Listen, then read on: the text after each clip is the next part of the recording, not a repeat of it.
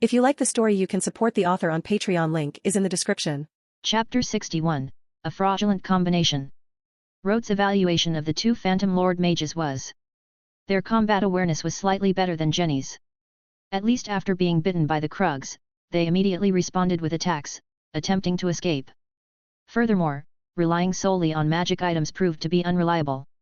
Once their tools failed, they were utterly powerless. Rhodes thought to himself that he needed to make two preparations when he returned. First, he needed to find a stronger chain, maybe even wear a necklace that he wouldn't take off, not even while sleeping. Second, he should quickly find a magic ability suitable for his own use. As a summoner, he should at least have the strength to tear apart a dragon with his bare hands.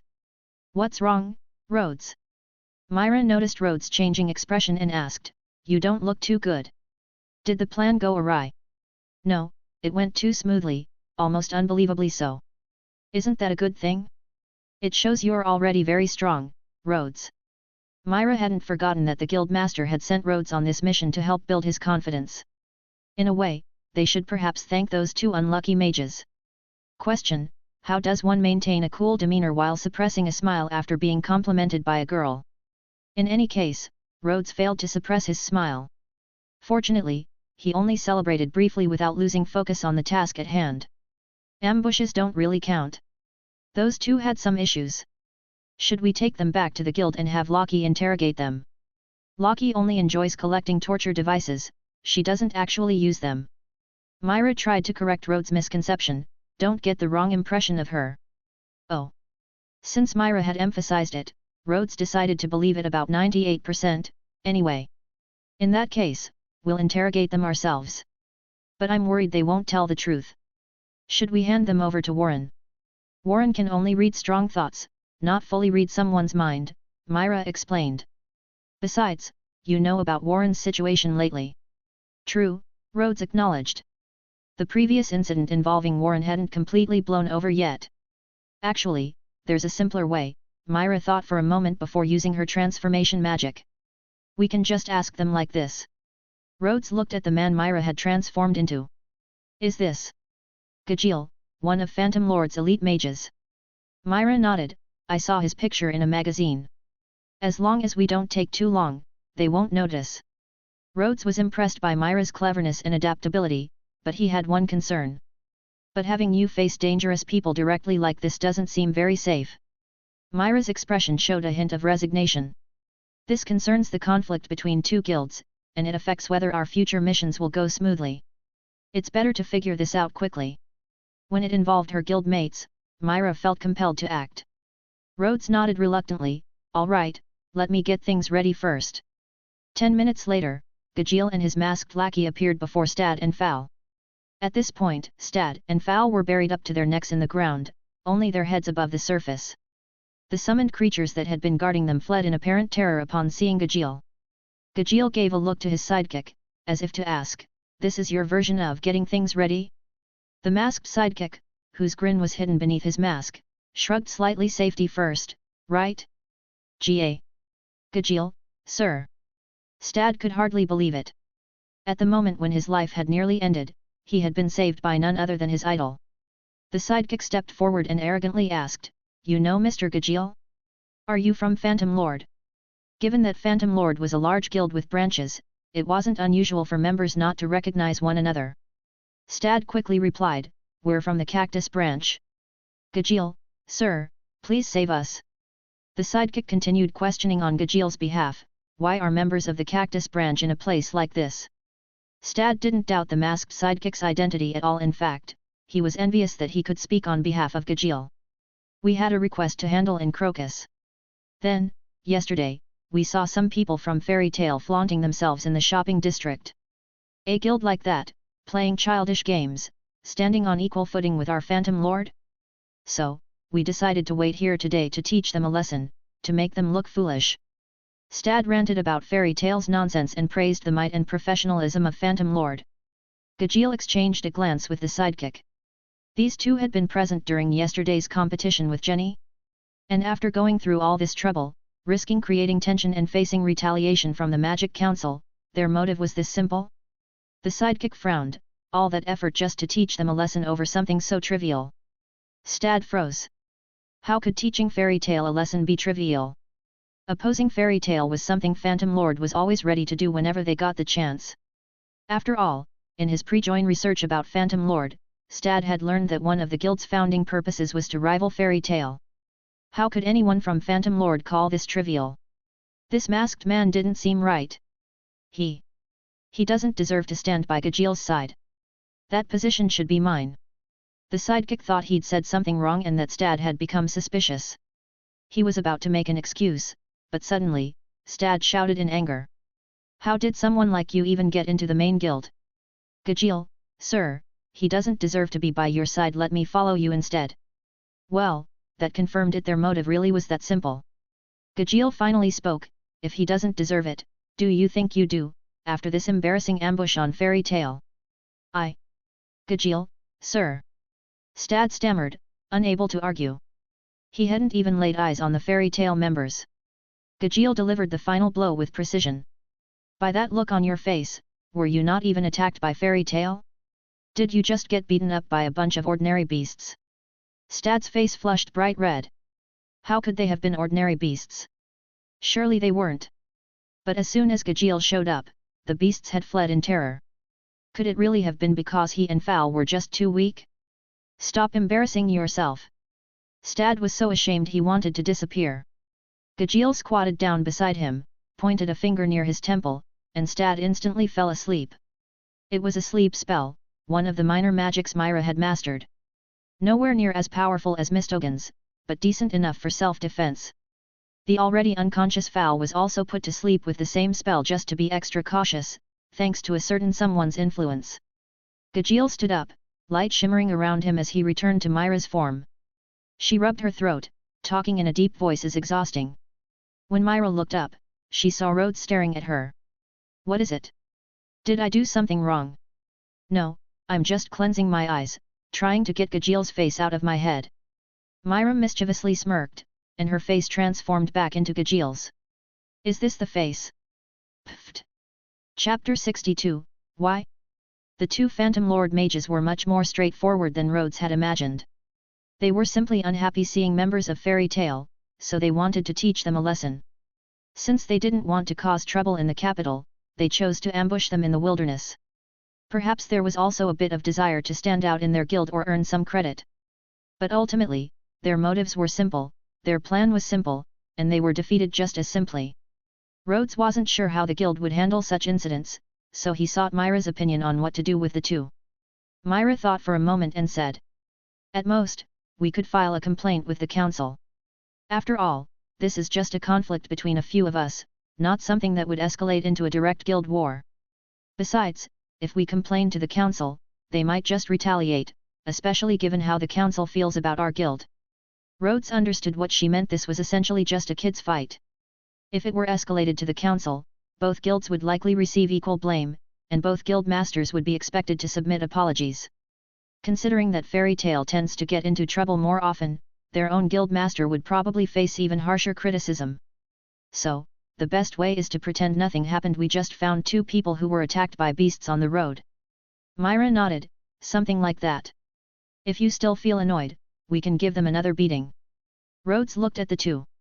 They both had marks around their waists from the pincers of the stone beetles, bite wounds on their arms from the merkwolves. Hopefully nothing was broken.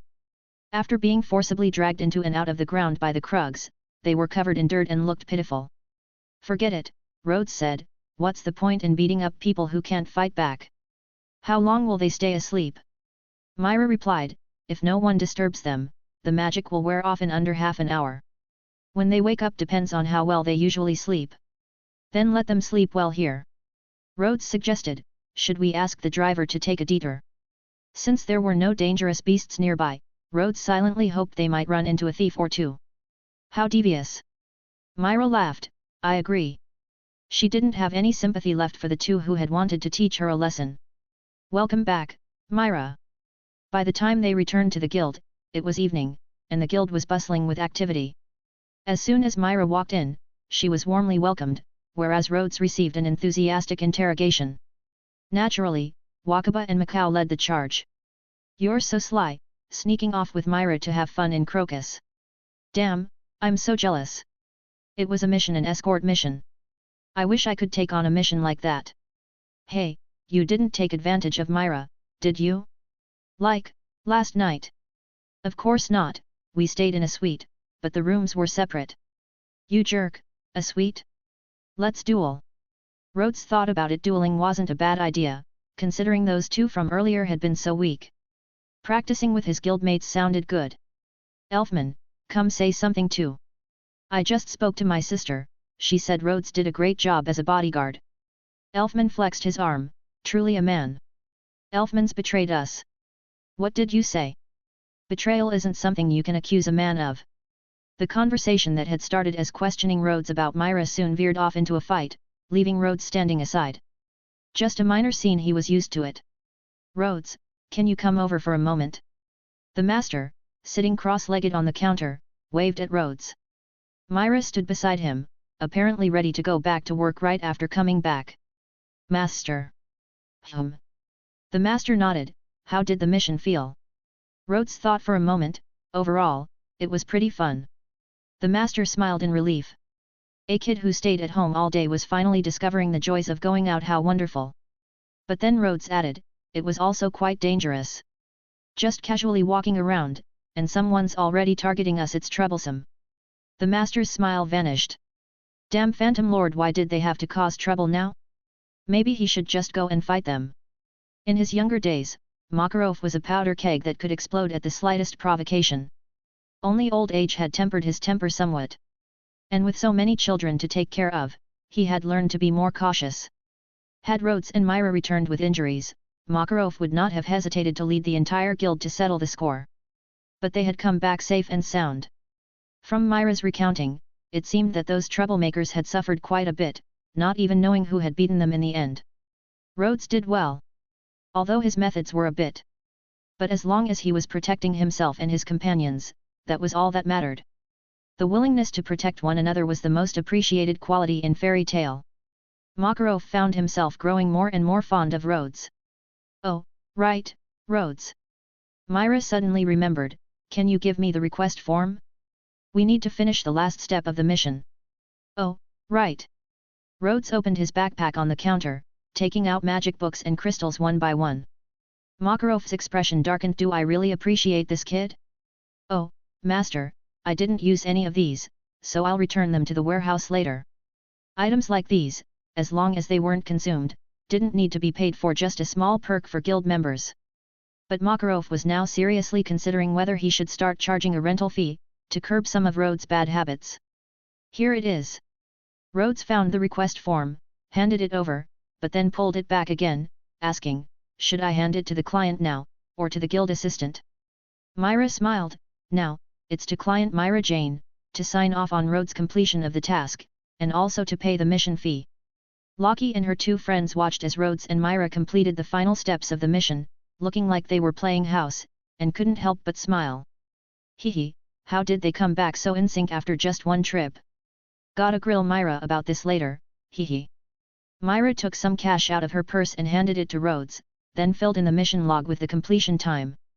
Holding the two large bills felt almost uncomfortable to Rhodes. Does this really count as a mission, master? Why wouldn't it? Makarov asked with a smile. Myra, did Rhodes break any mission rules? No, master. Myra showed the request form and the log. Every step was done personally by me, absolutely in line with the guild's regulations. Then there's no problem. Relax. Makarov jumped off the counter, slowly walking away. He was going to look into the Phantom Lord situation. Understood. Rhodes felt their good intentions, thank you. But it didn't feel quite right just taking this money. Rhodes thought for a moment, then asked Myra, how about I treat you to a meal in a few days? It seemed Myra understood Rhodes' concerns, nodding, sure, I'm looking forward to it. Lockie and her friends gave Rhodes admiring looks. How could this guy so naturally invite Myra to a meal? And even more, how could he succeed so easily? Chapter 63, Work, oh work. Myra casually found an excuse to send Lockie and the others away, then quietly asked Rhodes. If you're treating me, what about your rent? She hadn't forgotten that the reason Rhodes wanted to take on missions was to cover his expenses. Rhodes pulled a face. I'll take another mission in the next couple of days. Please help keep an eye out, I'll also see if anyone is looking for a teammate. Myra smiled. All right. Rhodes was indeed making progress. There was no need for the guild master to worry too much. With plenty of time before the guild closed, Rhodes headed to the backyard to lift weights and throw punches. Not having stretched his muscles properly these past 2 days felt uncomfortable. After exercising for a while, he stopped to take a shower in the guild's bathroom, and then returned to the pub to chat with Max and the others. Today they had plenty of hands, so Rhodes only needed to lend a hand occasionally. With Rhodes there, it was natural for the conversation to veer towards his solo outing with Myra. But Rhodes's main purpose was to remind everyone to be extra cautious when working outside, so he tried hard to steer the conversation toward the Phantom Lord incident. Those Phantom Lord guys actually did something like that. Altsack was a bit angry, but then also somewhat envious. But protecting someone you care about perfectly during a team mission isn't that pretty cool. He wanted to invite Bisksa to team up with him, and then protect her well, and if he could. Rhodes looked at Altsack's expression and quietly reflected on whether he had ever shown such a dumb look. Phantom Lord's guys are indeed irritating. Nab condemned Phantom Lord, then tried to reassure. But it should be a rare incident. The chances of mages from different guilds running into each other are not high. Rhodes glanced at the one who spoke, carefully saying. Nab, hearing that from you is hard to believe. Nab was taken aback. Hey! Max laughed heartily. Exactly, Nab. At least complete 1 or 2 missions before saying something like that. Rhodes, this is for you. Lydia suddenly handed a piece of paper to Rhodes. Rhodes took it. It was a drawing of him and Myra when they left for Crocus. It showed everyone waving cheerfully to them, while the pub was noisy with people. Lockie and some others were gathered, covering their mouths, laughing, while others looked on in either surprise or envy. In the picture, Rhodes and Myra had just stepped out of the guild's front door, looking back at each other, saying something. The smiles on their faces were as bright as the morning sun that day. Rhodes said. I thought it was such a beautiful scene at the time, so I drew it. Take it as a memento of your first work mission. It's amazing, Rhodes. Rhodes was full of delight. I'll treasure it. Rhodes was also happy. Rhodes' expression upon seeing the drawing was the best compliment he could receive. Nab, who had been arguing with Marcus, saying that he wasn't avoiding work, just waiting for something only he could do, stopped mid-argument when he saw such a great drawing. Rhodes, I come in and out of the guild every day, why don't I have a drawing? Rhodes adjusted his hat brim, and said calmly. If you decide to go to work, I'll draw as many as you want. Nab slammed his hand on the table. You're underestimating me too much. I'm going to look at the request board right now.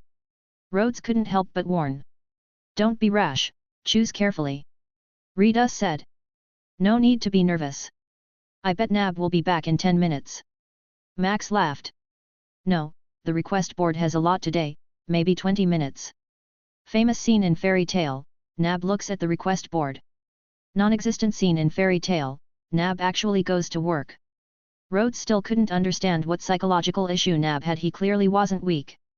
His Seath magic allowed Nab to possess the strength of a bear, and one punch from him packed a real punch. If Rhodes wanted to beat him, he'd need to summon quite a few creatures to help. Even though it was less than 2 days, after returning from a long trip, everything seemed more comforting.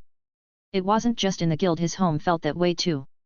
The familiar tables and chairs, the familiar bed, the familiar punching bag. Seeing the punching bag, Rhodes gave it a few punches. Training and meditation couldn't be neglected, nor could exploring Summoner's Rift. At his current pace, he should be able to summon a red brambleback or blue sentinel in a few days. He wasn't far from summoning a little dragon.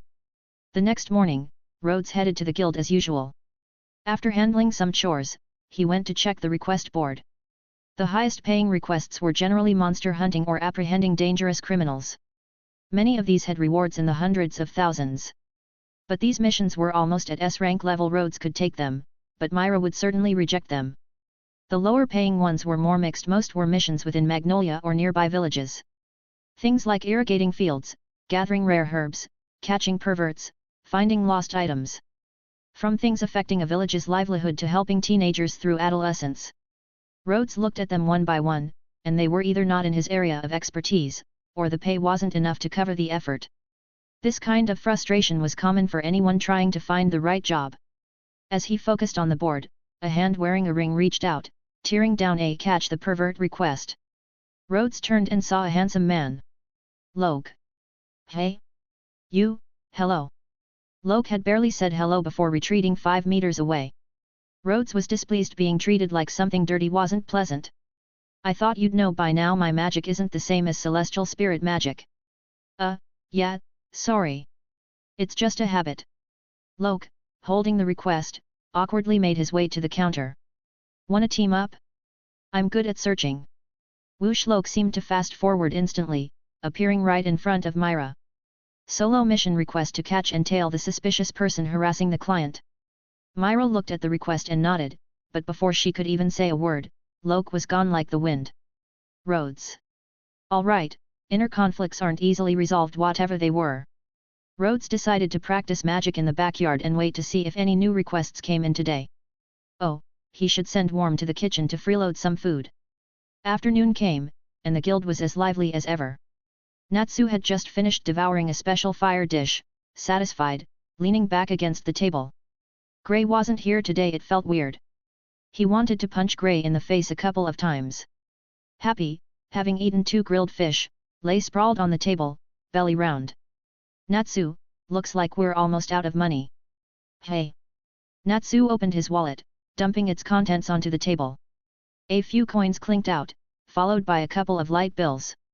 Altogether, it was less than 10,000 J, barely enough for him and Happy to eat for 2 or 3 days. Well, guess we gotta work. Natsu stood up, punching his right fist into his left palm. Time to find a mission where we can fight to our heart's content. Aye, sir. Happy lifted a paw. Chapter 64, What's there to fear about Myra? Work, work. Natsu energetically crashed into the request board. Hey, Natsu, don't push. Nab was the one shoved aside by Natsu. It's fine, Nab. Happy flew over with his little wings spread. You won't take any jobs anyway, so let Natsu check first. Nab was indignant. Darn it, today I'll definitely find the right job to show you. Happy responded nonchalantly, knowing Nab would say the same thing tomorrow. Subjugate the rampaging beasts and the beast leader to protect the village. The reward is 300,000 J. Natsu tore the request from the board. This one.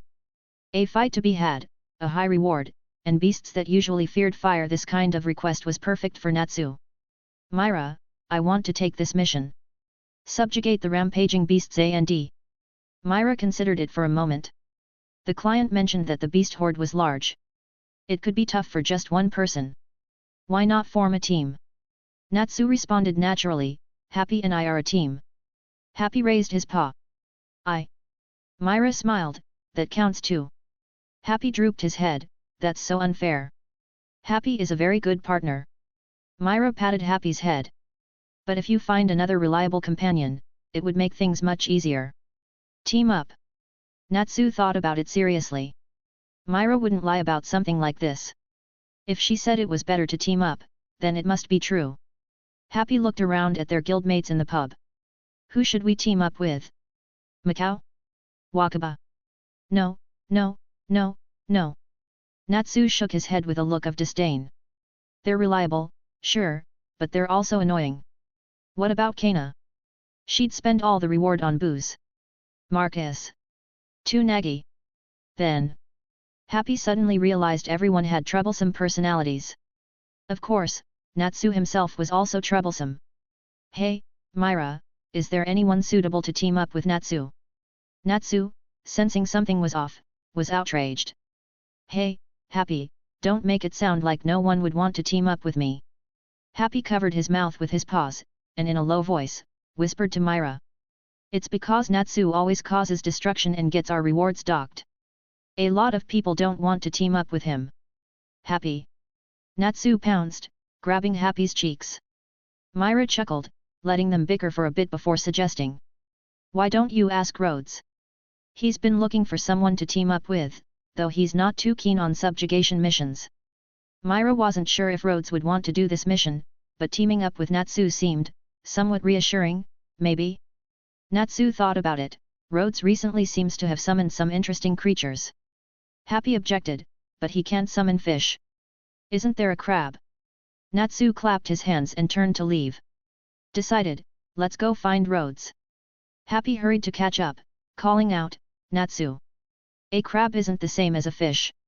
Fairy Tale Guild tip, during break time, Rhodes is either in the backyard or the library. Finding him is easy. Rhodes. You in here? I can smell you. Natsu's loud voice echoed in the library. Natsu? Stop shouting, this is the library. Rhodes closed the magic encyclopedia he was reading and put it down on the table. And what do you mean by smell me? Do I smell that bad? Natsu answered matter-of-factly, smell is smell. Anyway, come team up with us. Happy added, Natsu's nose is very sharp. Rhodes recalled what Urza mentioned last time regarding Warren. Natsu's sense of smell was indeed quite good. Alright. He didn't dwell on it and asked, what's this team up about? There's an interesting mission, and Myra said it would be better to have a reliable person to team up with. The most reliable mage still in the guild right now is Rhodes. Happy exaggeratedly said, even though you can't summon fish, MMPH. Natsu hugged Happy, covering his mouth. Yeah, Rhodes is the most reliable. It felt good to be called reliable, but something seemed fishy. Since when was Natsu this well-spoken? Oh well, since you guys say so, then I'll. Rhodes looked at Natsu and Happy's expectant eyes. I'll go ask Myra for the details. Happy sighed in Natsu's arms. How lame. Natsu complained, Happy, your strategy didn't work at all. It must be because Natsu wasn't sincere enough. No way, it's because you said he couldn't summon fish. Hey, pushing the blame on me, Natsu, that's too much. I heard all of that, you too. Rhodes couldn't help laughing. Isn't Natsu supposed to be hot-blooded and impulsive? How come these two even used tricks to get someone to join their team? And they were scheming right in front of him. I do want to try teaming up with you too, anyway, let me just confirm the mission details first. Rhodes marked his page, closed the book, put it back, and then followed Natsu and Happy out. The mission location is in Dendrobium village. It's a small mountain village less than half a day's carriage ride from Magnolia. I heard that in recent years, the village has had abundant harvests, but there are many ferocious beasts on the nearby mountain. Recently, these beasts have been coming down the mountain, charging and causing chaos. The hunters in the village can't handle these wild animals, making the villagers afraid to go out and harvest their crops. If it continues like this, the crops will rot, and the villagers will be in danger. Myra explained while watching Rhodes's expression, and upon seeing no special reaction to the term beast horde, she relaxed. So, what do you think? Are you taking this mission? Rhodes didn't rush to decide but instead asked. Are there only ordinary beasts in the horde? Myra answered. For now, yes. But villagers have seen a beast that looks like the leader of the horde giving orders on the mountain, although it hasn't come down. Natsu urged impatiently. Rhodes, how long are you gonna keep asking? Beasts and all, just punch them all away, right? He was starting to think that Rhodes, like their other guild mates, had some strange quirks. Almost done. Rhodes continued asking questions until Myra had shared everything she knew about Dendrobium village. Only then did he stop. He thought for a moment. All right, I'll take it. Natsu. Natsu. Zzz. Natsu was sleeping soundly, leaning against the counter with his arms as a pillow. Happy popped Natsu's snot bubble. Natsu, Rhodes agreed. Natsu jolted awake, jumping up from the stool. All right, let's go. Rhodes was a bit envious. Being able to wake up and instantly be energized was something to admire. Myra registered the mission, handed the request sheet to Natsu. Be careful on the road. It's Rhodes's first time on a mission like this, so it'll be up to you and Happy to take care of him. Leave it to me. Natsu accepted without hesitation. The guildmaster often entrusted newcomers to experienced mages for a while. But Rhodes joining the guild for almost 2 months and only going on one mission was rare. Happy looked at Myra, then at Rhodes, and whispered. They've got something going on, rolling tongue, ... Happy. Myra gave Happy a gentle smile. I. Happy hid behind Natsu, pretending to be scared, sorry. Rhodes. What's there to fear about Myra? Chapter 65, what should I do? Rhodes chose to take this mission after careful consideration. First was the reward 300,000 J split among 3 people meant 100,000 J each. Happy was an official fairy tale mage, marked with the guild emblem, and he contributed during missions, so he was entitled to a share of the money. This amount would relieve Rhodes of the rent issue, and even let him live comfortably for the next month. Next was safety. Based on the information Myra provided, the mission wasn't too dangerous. Plus, teaming up with Natsu provided a good level of security.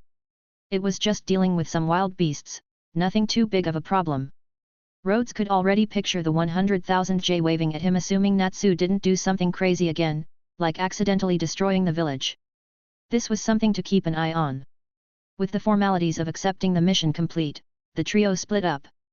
Natsu went home to gather his things, Happy went to rent a carriage, and Rhodes also needed to get his gear and do a little bit of preparation.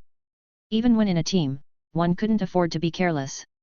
Myra watched as Rhodes walked towards the warehouse and said helplessly, "You're borrowing things again."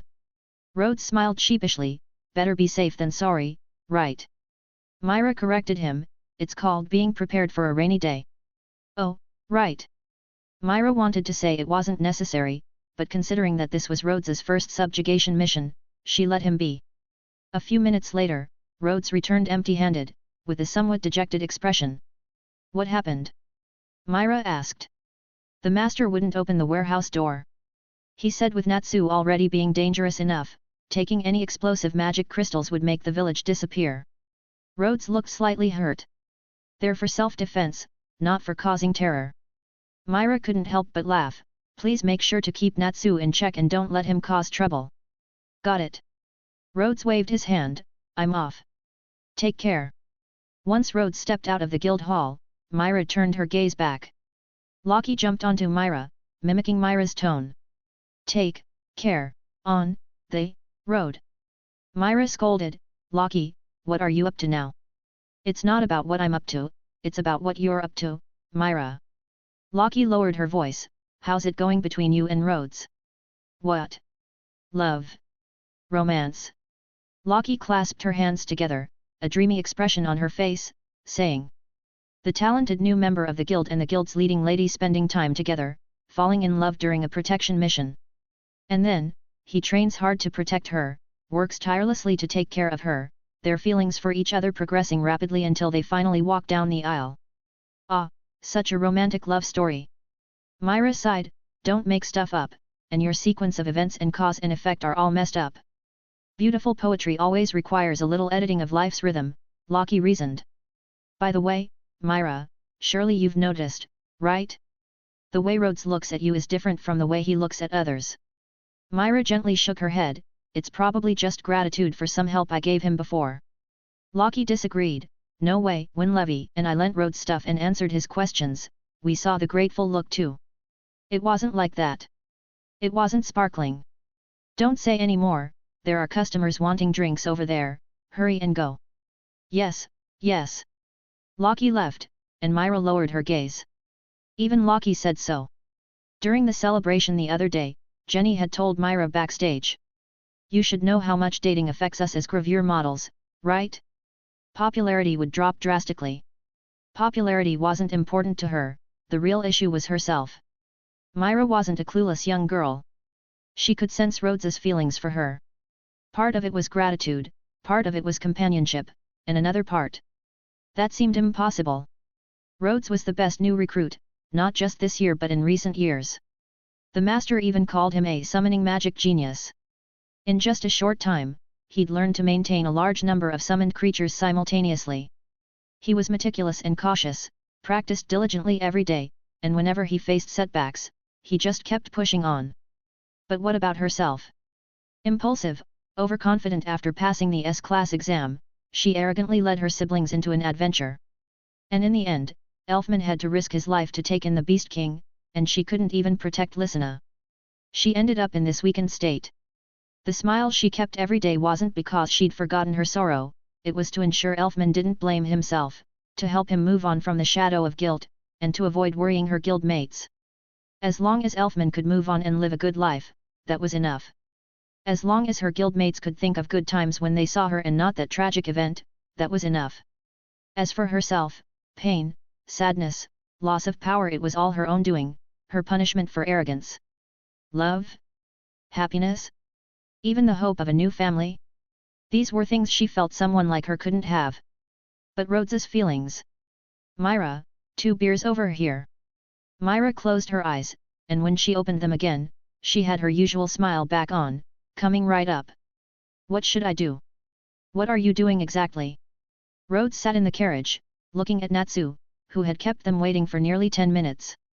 Happy complained too, so slow, Natsu. Wait, I'm almost ready, I can do this. Natsu took a deep breath, preparing himself to leap onto the carriage in one go. However, just before he could jump, he stopped abruptly.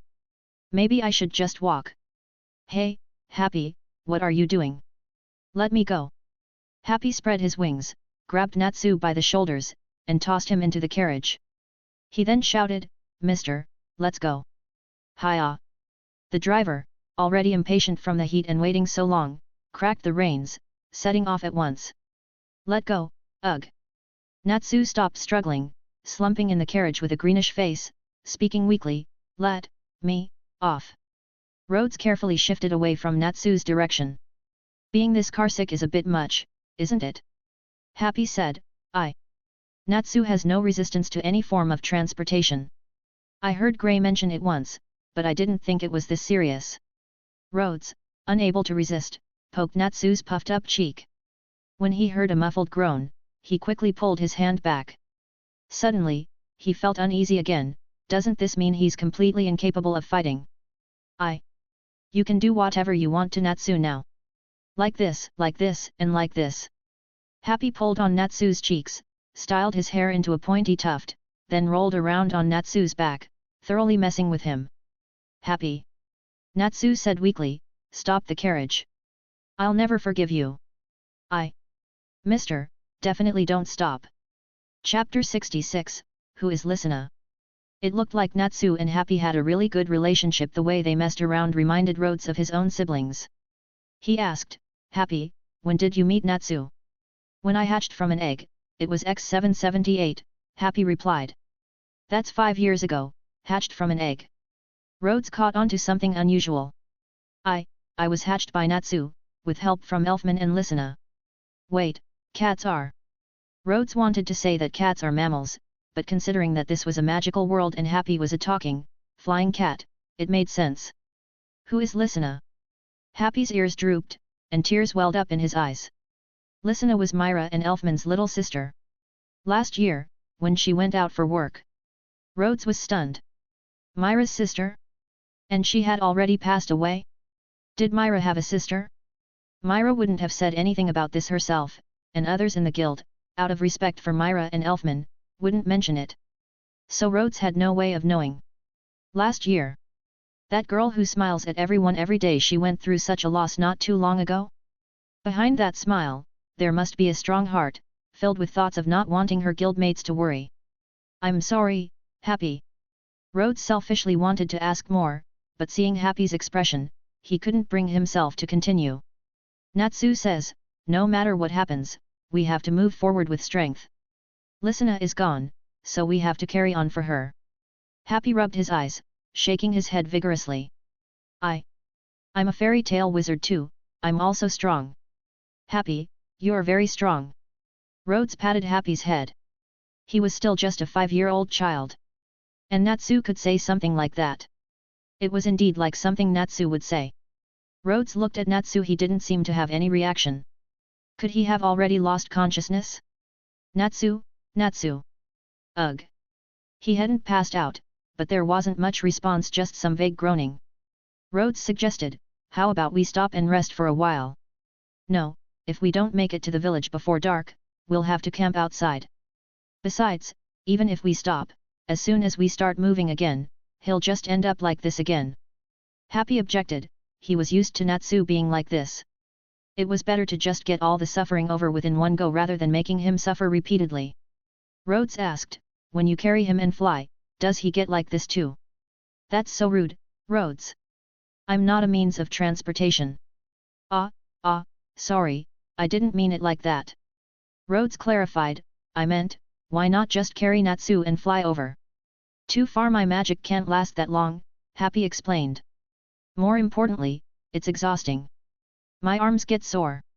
So the main reason was being tired? What a good friend. Rhodes thought for a bit, then summoned one of the river crabs he used for scouting. Want to try this instead? The coachman and the horses were well experienced, not scared by the sudden appearance of the creature. Look, a crab. Happy looked excited. Natsu couldn't voice his opinion, so Happy didn't bother asking him, and simply grabbed him and flew over to the crab's back.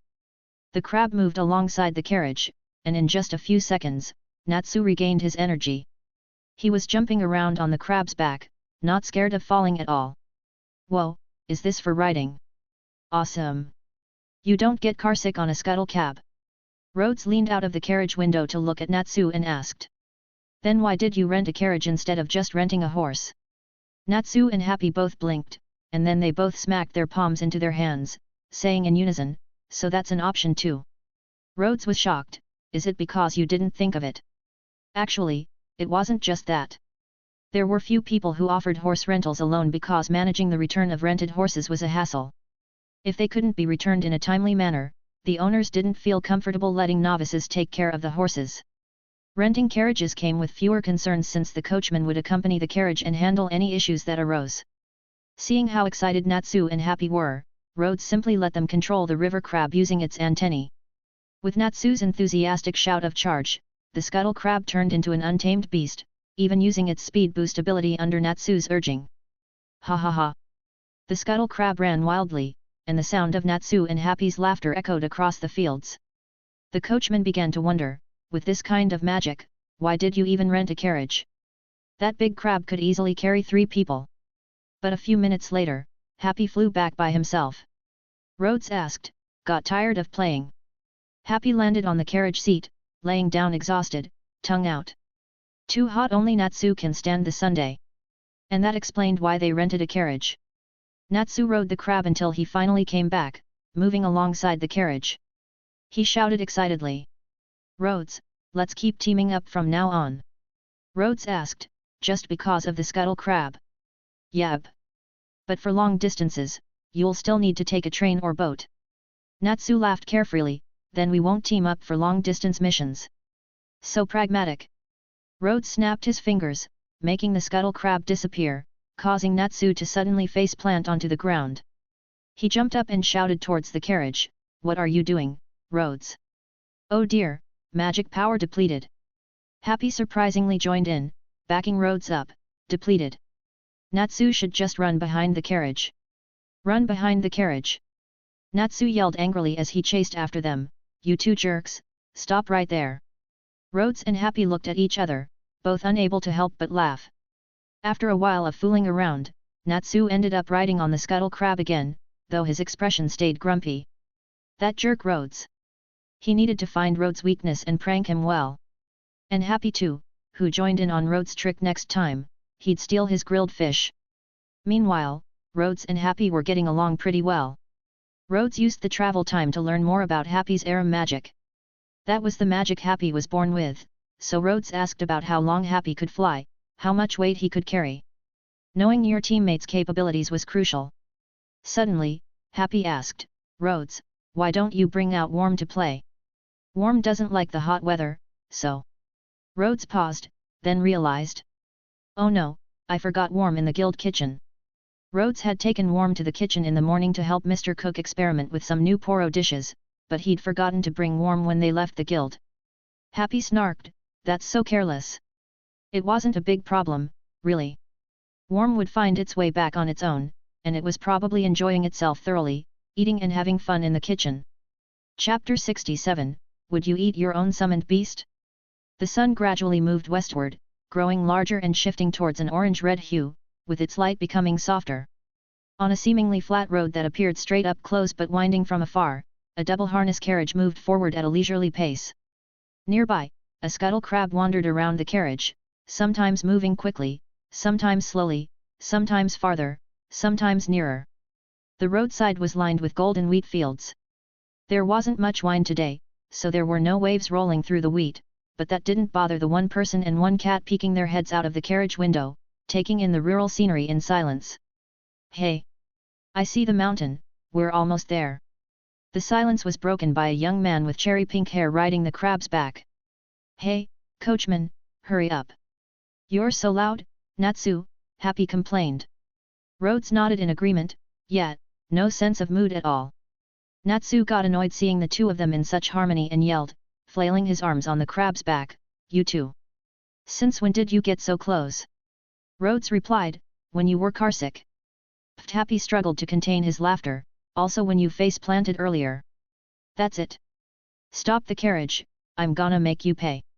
Natsu was so angry he almost spit fire.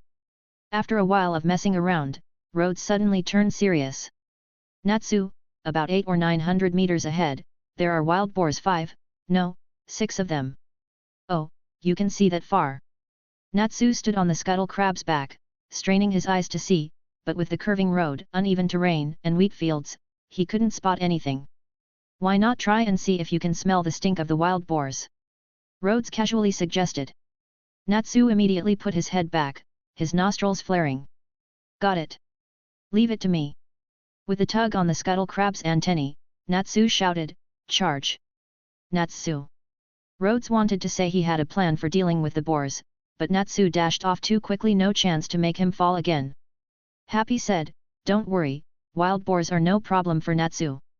Rhodes responded, I'm more worried about him burning down the fields. That does sound like something Natsu would do. Summon, Krug. Rhodes summoned 2 sets of Krugs, instructing them to follow Natsu, ready to dig a fire break to limit damage to the crops. Whoa there! The coachman pulled the horses to a stop. Sorry, there's a lot of wild animal activity up ahead, and the horses are too scared to go on. Rhodes stepped down to look around. There were indeed traces of animal activity in the wheat fields, likely leaving scents that frightened the horses. This is fine, the village isn't far, Rhodes said. Happy, get down. Sir. Happy flew out, carrying Natsu's bag and Rhodes' suitcase. Seeing signs of wild animals in the vicinity, Rhodes summoned a group of raptors to escort the carriage a short distance for extra protection. Seeing fire up ahead, Rhodes and Happy quickly ran in Natsu's direction. Less than a kilometer was only a matter of a few minutes' run, hindered only by the luggage. And within those few minutes, Natsu had already resolved the fight. 6 wild boars of varying sizes lay quietly on the ground, and the fire in the wheat fields hadn't completely died down yet. Fortunately, the Krugs had dug a fire break, preventing the flames from spreading further. Ah ha ha ha! The culprit, Natsu, stood triumphantly with his hands on his hips, laughing without a care. See, you dumb wild boars, that's what you get for messing with me. Happy flew over with Natsu's luggage. Natsu. Happy, Rhodes, you guys are late. I took care of all of them. Ah ha ha ha. He was proud, as if he'd just won a hunting competition between the 3 of them. Happy said, Natsu is strong, but you almost burned down the entire wheat field. But I didn't, Natsu replied smugly. That's because Rhodes had the beetles dig the fire break. Those are Krugs, Rhodes corrected, then said to Natsu, please think it through before using fire in places like fields, forests, or villages. All right. I did think it through. Natsu punched the air, a small flame accompanying his fist. This much fire was just enough to deal with the wild boars. Rhodes got annoyed, I meant think about the consequences, like not burning down the field. That's what you're here for. Natsu grinned cheekily, no wonder Myra suggested I ask you to team up. Even if you trust me like this, even if you bring up Myra, I still... Wait, no. Rhodes almost got sucked into Natsu's twisted logic. Don't put your strange trust in me. I'm not here just to clean up your messes. Happy looked at the still burning wheat and asked, what do we do now? Escape before anyone notices. Get Natsu to eat the fire. Both spoke at the same time and were stunned by each other's responses, before they spoke simultaneously again. Would you eat your own summoned beast? You were planning on running away. They were even more shocked this time. Of course you run if you make a mess. Well, I guess we could try. Listening to each other's answers, both of them spoke in unison once more. You said that so confidently. Happy, seeing them go from speaking over each other to speaking in unison, wanted to quip, you two are so in sync. After some explanation, Rhodes came to understand, oh, so Natsu can't eat his own fire, only other people's. Natsu then asked, so, can you really eat your own summoned beasts? Rhodes shrugged, no idea. I just figured if I was really starving, I could borrow a claw from the scuttle crab and nibble on it. It can regrow them, after all. Natsu and Happy both swallowed, how cruel. The scuttle crab returned to the summoner's rift. I was joking. By now, the fire within the fire break had started to subside. Wheat straw burns quickly, and there wasn't much heat. The 6 boars lying there were merely charred on the outside. Rhodes ordered the Krugs to split, then had them drag out the 6 wild boars. He also had the summoned beasts dig up some dirt to cover and extinguish the remaining flames. Solid script, water. Rhodes waved his hand, creating a basin of water that splashed out, dampening the still hot earth. He repeated this a few times, cooling the area to prevent any potential flare ups. After all this, Rhodes patted his right hand a few times. He had just said he wasn't here to clean up after Natsu, but he still ended up dealing with all of the problems Natsu had left behind. He sighed, all right, let's drag these boars to the village. Hey? Why? We burned their fields, so we should give some explanation. Besides, we haven't officially reported to the client yet. Rhodes worried there might be trouble otherwise. So annoying, Natsu grumbled. In his experience, he'd always just gone and talked directly with the client in such situations. As long as the job was done, no one really cared much about these procedural details. And whose fault is that? If he hadn't sent the Krugs in, who knows how many acres of wheat would have been destroyed. Rhodes didn't even want to think about it. Don't get mad, he wasn't mad, this was all for rent money. But thinking about the fact that they still had a lot of fighting left to do before solving the whole beast problem, Rhodes felt a headache coming on. Maybe teaming Natsu up with Grey would have been the best idea? Chapter 68, Dendrobium Village. Dendrobium Village was built about 2 kilometers away from the Dendrobium Mountains, which made it technically a village at the foot of the mountain. Hence, it took its name from the mountain. The Dendrobium Mountains had 5 peaks and stretched over several dozen kilometers. Due to its relatively gentle slopes, it provided an ideal environment for the growth of various plants and offered suitable living conditions for many animals. The villagers lived by the saying, live off the mountain if you rely on it. In the past, when harvests were poor, the villagers of Dendrobium would often go into the mountains to gather and hunt, all while staying vigilant against wild animals that occasionally came down to forage. Because of this, the villagers cut down trees and built a tall wooden fence outside the village with sturdy logs. They even erected 2 sentry towers on either side of the gate, just inside the fence. 2 members of the hunting team were standing guard in the sentry towers. Earlier, they saw a strange, giant crab wandering near the village before it suddenly disappeared. Thinking they were just tired and seeing things, they began to complain about how long it was taking for their shift change. At that moment, they saw 6 strange beasts slowly approaching the gate. Bit. There's something weird coming this way. I see it, Mastiff. This time, it's definitely not our imagination. The young man named Bit grabbed his bow. Sound the bell, call everyone. Wait. There are people, someone's riding on the back of those beasts. As the 6 figures drew closer, the 2 guards noticed that 2 of the strange beasts were carrying a black-haired boy, a cherry pink-haired boy, and what appeared to be a cat. Moreover, the beasts were walking backward because they were dragging something behind them. Upon closer inspection, it seemed to be wild boars. Rhodes noticed someone on the sentry tower aiming a bow at them and immediately signaled for the Krugs to stop. Natsu warily looked up at the archer and shouted, "We're wizards from Fairy Tale. We're here on a mission to deal with the wild beasts." Hearing that they were wizards, the 2 guards relaxed slightly, but Mastiff still held onto the rope for the bell as he asked, "What's with those beasts?" "They're summoned by my magic, to carry the boars we defeated on the way," Rhodes replied, waving his hand to make 3 of the Krugs disappear, leaving the boars on the ground. Bit finally put away his bow but added, "Come closer. We need to verify your guild emblems before we can open the gate." Natsu and Happy jumped off the Krug and approached the gate to show their emblems, one on his right arm, the other on his back. Rhodes remained on the Krug, cautious that the other side might suddenly do something, ready to pull Natsu and Happy underground for an escape. Luckily, nothing of the sort happened. The 2 guards confirmed that they all bore the Fairy Tale emblem and immediately turned the winch to raise the gate. The way they opened the gate made Rhodes uneasy. He felt like the rope could suddenly snap, and the gate would come crashing down on him. My apologies for the earlier offense, Mastiff said, eyeing the Krugs that were dragging the boars into the gate. May I ask about these boars? We ran into them destroying a wheat field on the way here, so we took care of them, Rhodes explained. But in the process, we also destroyed a large part of the field. I wonder if we could use these to compensate for the damage. Mastiff quickly said, I see, please don't blame yourself. If you hadn't stopped them, they would have destroyed even more. Natsu grinned at Rhodes. See? I told you it'd be fine. Rhodes glanced at him. Fine, my foot.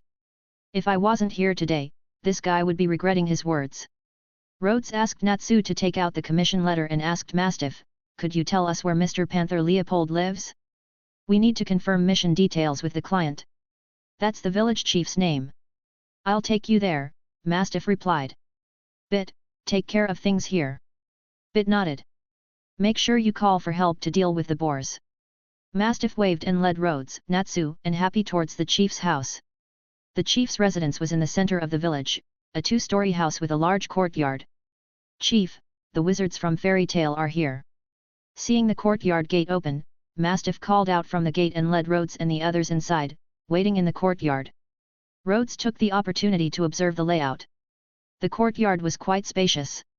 On the left side near the gate was a cow shed, with a cow standing there, chewing something. On the right was a chicken coop.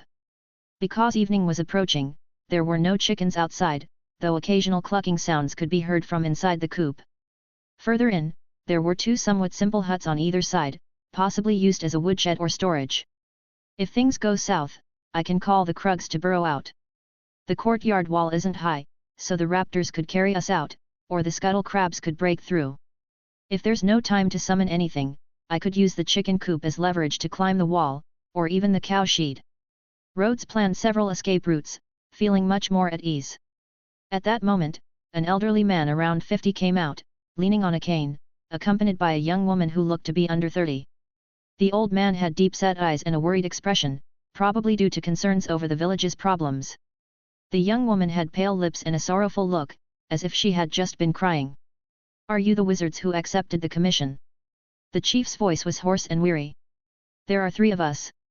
I'm Happy, also a fairy tale wizard.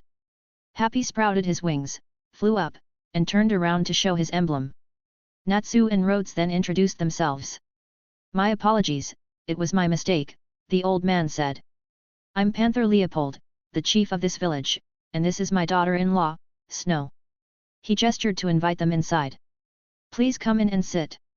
Chief, there's one more thing. Mastiff explained about the boars. Don't worry about that, once the wizards have resolved the situation, we'll check which field it was, Panther said, leaning on his cane. And if it's not enough, I'll cover any difference myself. No, Natsu immediately protested.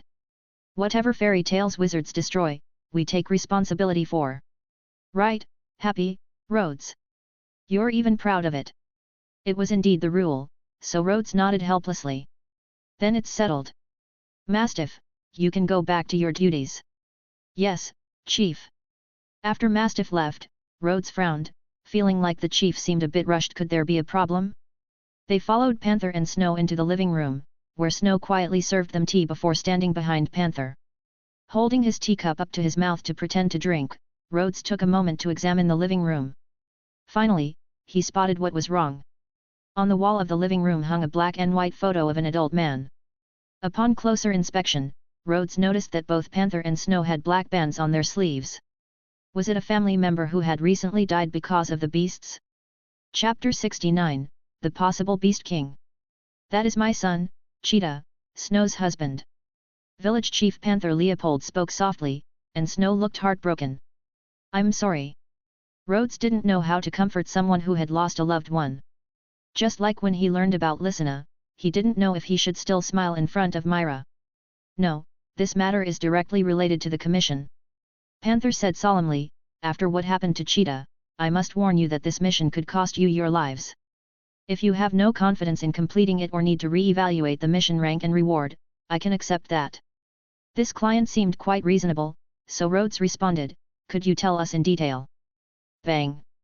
Natsu slapped the commission letter on the table. Fairy Tale members won't give up a mission so easily, just leave it to us. Rhodes closed his eyes, took a deep breath, and then opened them again. This guy always so reckless. But his serious and confident expression was incredibly infectious. The village chief and Snow were clearly affected, feeling that maybe they really can do it.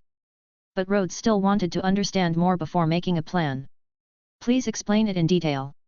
The animal problem began a few years ago. For the past few years, our village has had favorable weather and abundant harvests. Correspondingly, the natural resources of Dendrobium mountains have also been bountiful. And since we reduced our hunting and gathering activities, prey like hares, pheasants, deer, and mountain goats also increased in number. Then, starting the next year, predators on the mountain started to multiply. As the number of predators increased, their prey started to decrease. Rhodes nodded, understanding. It was like the positive and negative feedback loops in ecology high school biology, he got it. Wild boars, who love to wreak havoc on farmland, became more common. As the amount of prey decreased, the predators started coming down the mountain for food. Their first targets were our livestock, but we tried various methods to fight back, digging traps, building fences, and so on. But once hunting became difficult, these beasts began attacking humans when we went out for trade or to work in the fields. We organized a hunting team and ambushed the predators at the foot of the mountain. Cheetah was one of them. Rhodes didn't expect to hear first-hand stories of such a primal struggle between people and animals, and in such a primitive way. He glanced at the picture on the wall. It was so brutal. Happy couldn't help but ask, did he die protecting the village while fighting the beasts? No, that's not true. The chief refuted Happy's words, striking his cane against the ground. He died because he overestimated himself. Father. Snow didn't want to hear him talk like that about her husband. No. Dad was a hero. A young girl with a bun hairstyle rushed into the room. Dad was a hero who protected the village. Dad isn't dead. Snow hurriedly held her. Cloud, your grandpa is meeting guests. You need to be polite. Dad is a hero. Grandpa is the worst. Cloud broke free from Snow's embrace and ran out crying. Cloud. Father. Snow was torn, wanting to chase her daughter, but afraid to be disrespectful. Rhodes quickly said, please go after her, it's dangerous for a child to be running around so late. Snow looked at Panther's expression. The chief sighed, even our guest says so. Snow quickly apologized and chased after her daughter. Sorry to make you witness that. A child admiring her father is natural, Natsu said, as if recalling his own father. He continued, so, what happened to the child's father? That arrogant fool. Panther sighed deeply, ultimately unable to berate his son any longer. He was the best hunter in the village, always hoping to find a way so that no one would have to worry about beast attacks again. So he kept hunting and kept investigating the mountain. 7 days ago, he said he had discovered what might be a beast king, a creature that was controlling all the animals. Beast king. Rhodes was familiar with the term. The Magic Beast Compendium had a description of it. It wasn't a specific type of animal but rather a powerful monster that could be born with a very small probability in areas where many beasts gathered. In this world, it wasn't just humans who could wield magic, sometimes animals would suddenly learn how to use magic. Without the intelligence to wield such power responsibly, these animals often became aggressive and furious. They might hunt or even rule over other animals in their territory. That was the origin of the Beast King. Because of that, Beast Kings didn't have a fixed form. Some looked like tigers, others like rhinos, and some even looked like demons. Many of the guild's monster hunting or demon slaying missions ranging in difficulty were usually dealing with animals like these, who had gained magic and become dangerous. The weaker Beast Kings were just stronger versions of predators like tigers, bears, or boars. But the most powerful Beast Kings could rival S-rank wizards in strength, making them terrifying magical beasts. Thus, missions to deal with them varied in difficulty accordingly. Thinking of this, Rhodes felt a bit uneasy. The village chief and the others were ordinary people, probably unaware of how powerful a Beast King could be, so they couldn't assess its rank. What if they encountered an S-rank one? Me, a wizard who's only studied magic for less than 2 months, taking on an S-rank mission? At that point, I can only hope Natsu has some crazy power-up. The chief continued explaining, Cheetah believed that if the Beast King was defeated, the predators would lose their leader. They would then fight amongst themselves for territory, leading to a long period of peace. Even if we couldn't completely get rid of the beasts, at least it would be safe enough for us to harvest our crops, and we could decide what to do next depending on the situation. I tried to convince him to hire wizards to handle it, but he insisted he could do it himself. He said our village must be protected by us. We had a big argument, and in the end, he wouldn't listen. He went up the mountain alone, armed only with his weapons and bow. Then, he never returned. The few people in the room fell into a brief silence. Though the old village chief had complained about his son earlier, his grief was unmistakable. Happy tried to stay optimistic. Maybe he's just lost in the mountains. Natsu sometimes gets lost too. The chief shook his head slightly. 3 days ago, the search team brought back pieces of his clothes, along with his broken bow and weapon. Oh. Happy lowered his head. I'm sorry. It was his own choice. If I were 20 years younger, maybe. Bang. Natsu pounded the table with his fist, shaking the teacups. We're going up the mountain now. We're going to beat that beast king. The chief hurriedly tried to stop him. No, it's already late. You've been on the road all day, please rest for the night first. Dong dong dong dong dong. The alarm bell rang out urgently, and the peaceful village suddenly came alive with noise. Chapter 70, Village Defense. There's a beast horde coming.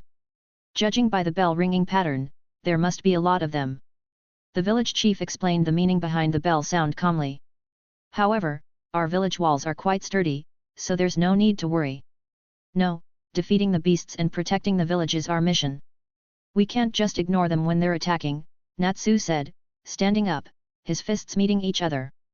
I'm all fired up, Happy.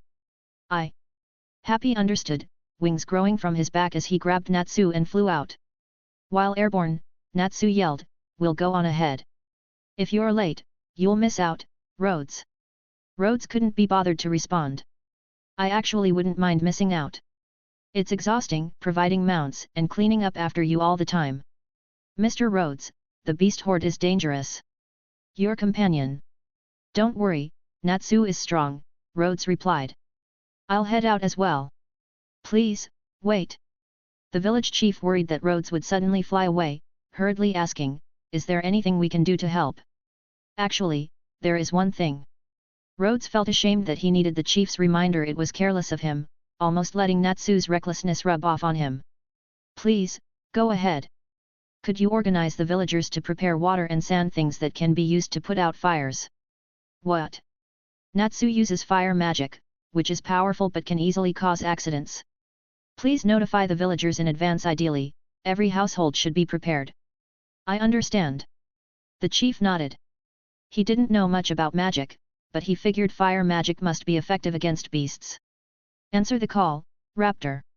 Rhodes summoned a raptor, mounted it, and flew toward the village entrance. Flying above the ground gave a completely different perspective, especially on such an unusual bird. Despite flying at a low altitude, fortunately so, Rhodes knew that falling from this height wouldn't kill him. If it were any higher, he'd probably need a parachute. The bell had already startled the villagers. Some carried weapons or farming tools and ran toward the village entrance, while others ran toward the chief's house. Rhodes passed them from the air, attracting many curious glances. I heard the chief hired a wizard. Is that him? But their attention soon shifted to something else. At the village entrance, a red fireball fell from the sky, crashing into the center of the beast horde. Rhodes saw Natsu and silently criticized him for being reckless, jumping down from such a high place like that. He jumped from the raptor onto the watchtower and ordered it to fly out and attack. Wizard, sir. The guard manning the watchtower was Bit, one of the two who had let Rhodes into the village earlier. Poor guy hadn't even had a chance to change shifts and was forced to work overtime. Thanks for the hard work. The one with the fire is my companion. You've seen him, so tell everyone not to shoot arrows at him. Yes, sir. Bit agreed, then worriedly added, but your companion charged into the middle of the beast horde alone. Will he be okay? With nightfall approaching, Rhodes could barely see that the beast horde numbered over 50, but he couldn't clearly identify all the species. Under Natsu's firelight, he could make out a few wolves and leopards surrounding him. The tiger that got hit by that meteor-like drop attack was down. Don't worry about him. If you want to help, bring more torches and prepare some water as well. Rhodes casually assigned some tasks to the villagers. However, even with these orders, the villagers couldn't relax. Many still carried bows, either climbing onto the watchtowers or propping up ladders to lie on top of the walls. Fire Dragon's Iron Fist. Fire Dragon's Claw.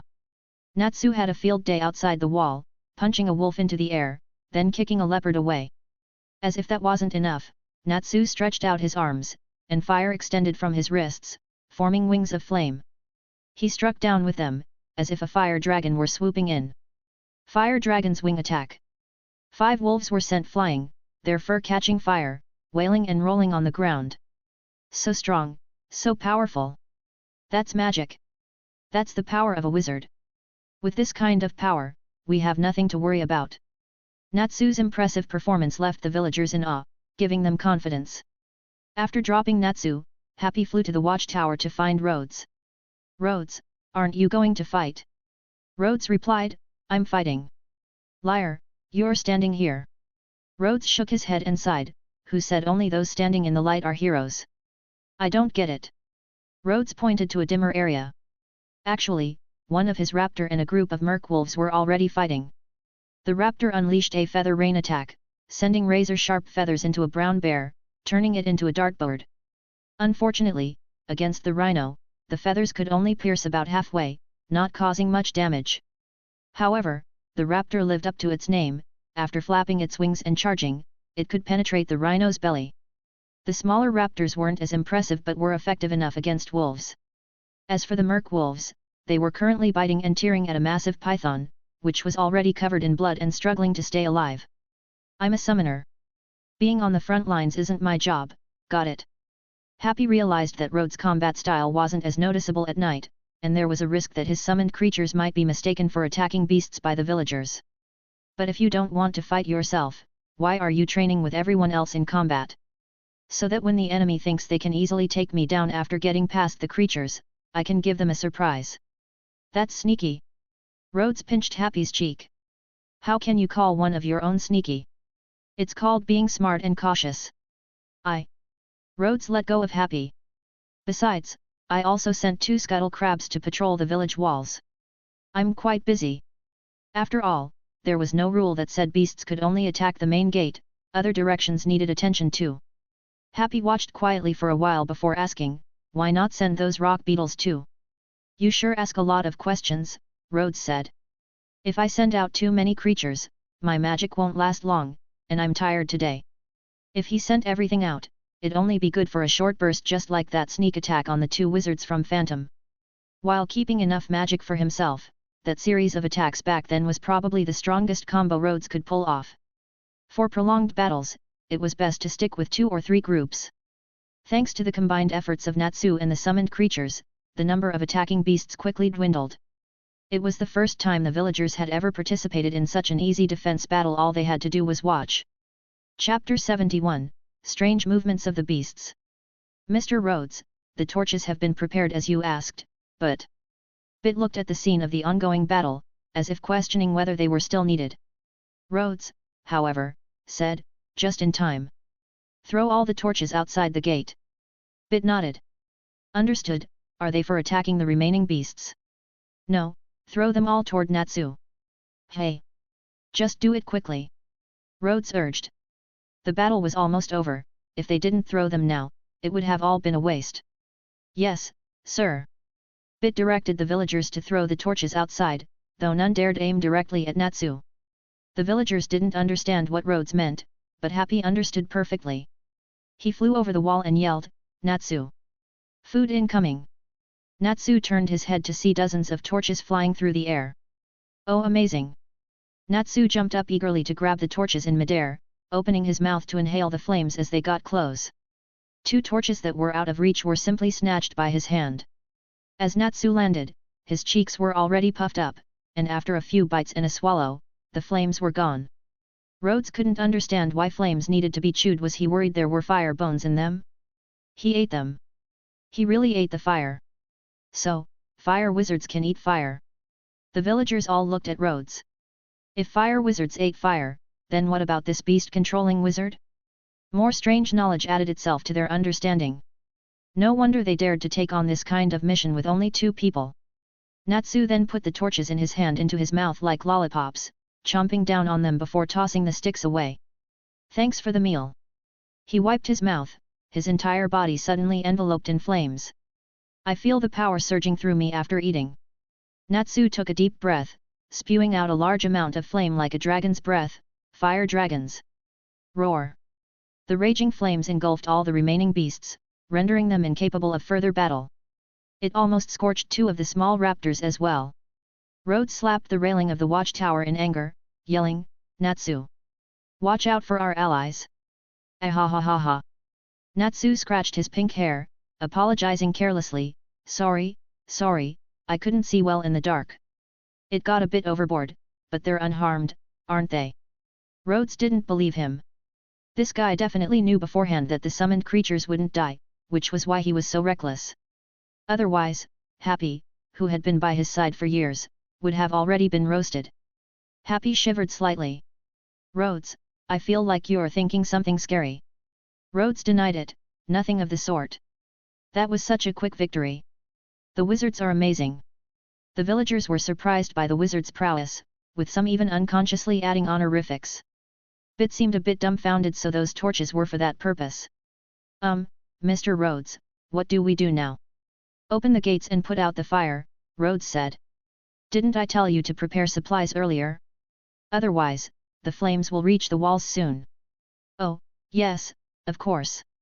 Bit quickly shouted, "Open the gates, put out the fire, protect the walls." Oh!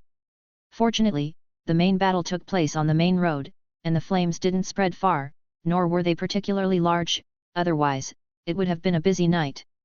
The villagers used the winch to raise the gate, carrying buckets of water and carts of sand outside to extinguish the flames. It was much safer to do this than to directly face a beast horde when the fire was small. Rhodes used the scuttle crab sight to survey the area around the village and noticed a few other beasts passing by in a different direction.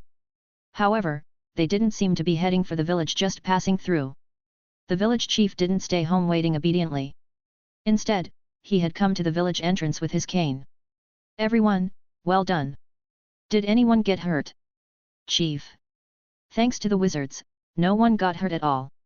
Natsu walked in through the gate, and Rhodes, with Happy in tow, jumped down from the watchtower.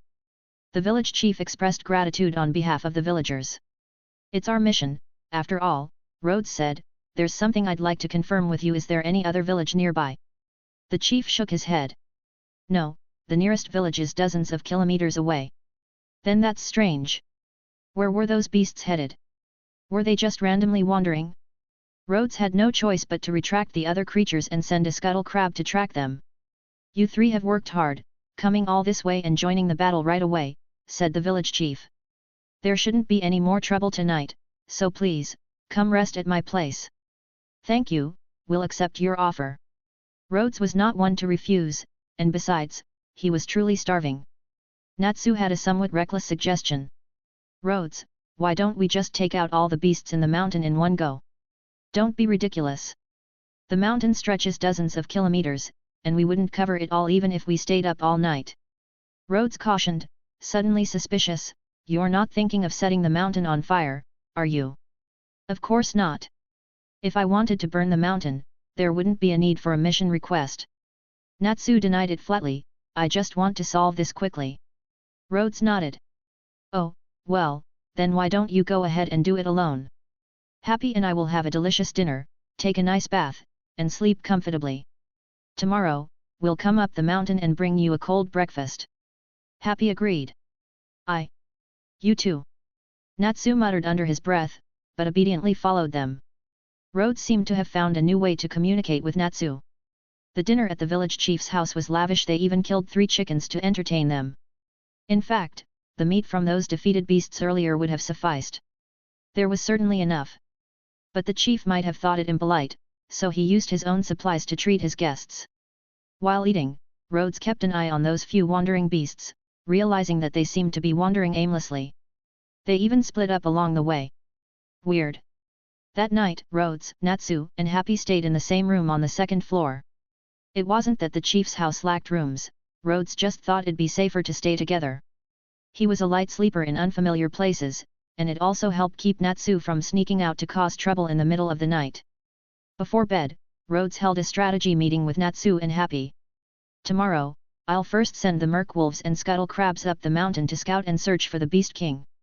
No one is allowed to act on their own until then. Ugh, it's such a hassle. Can't we just head up the mountain to look?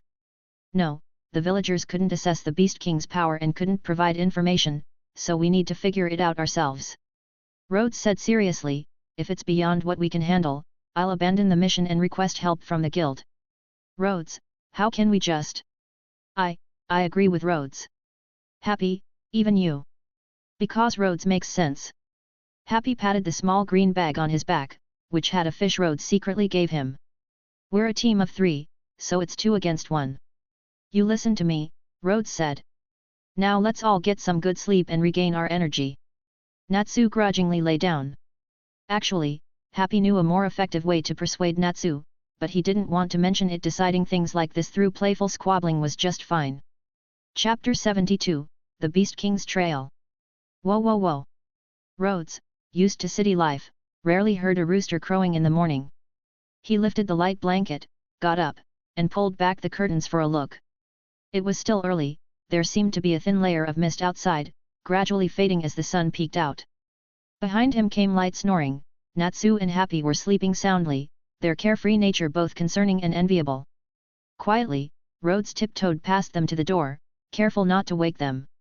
After a moment of thought, he went back, squatted down, took a deep breath, and shouted between the 2 heads. Wake up!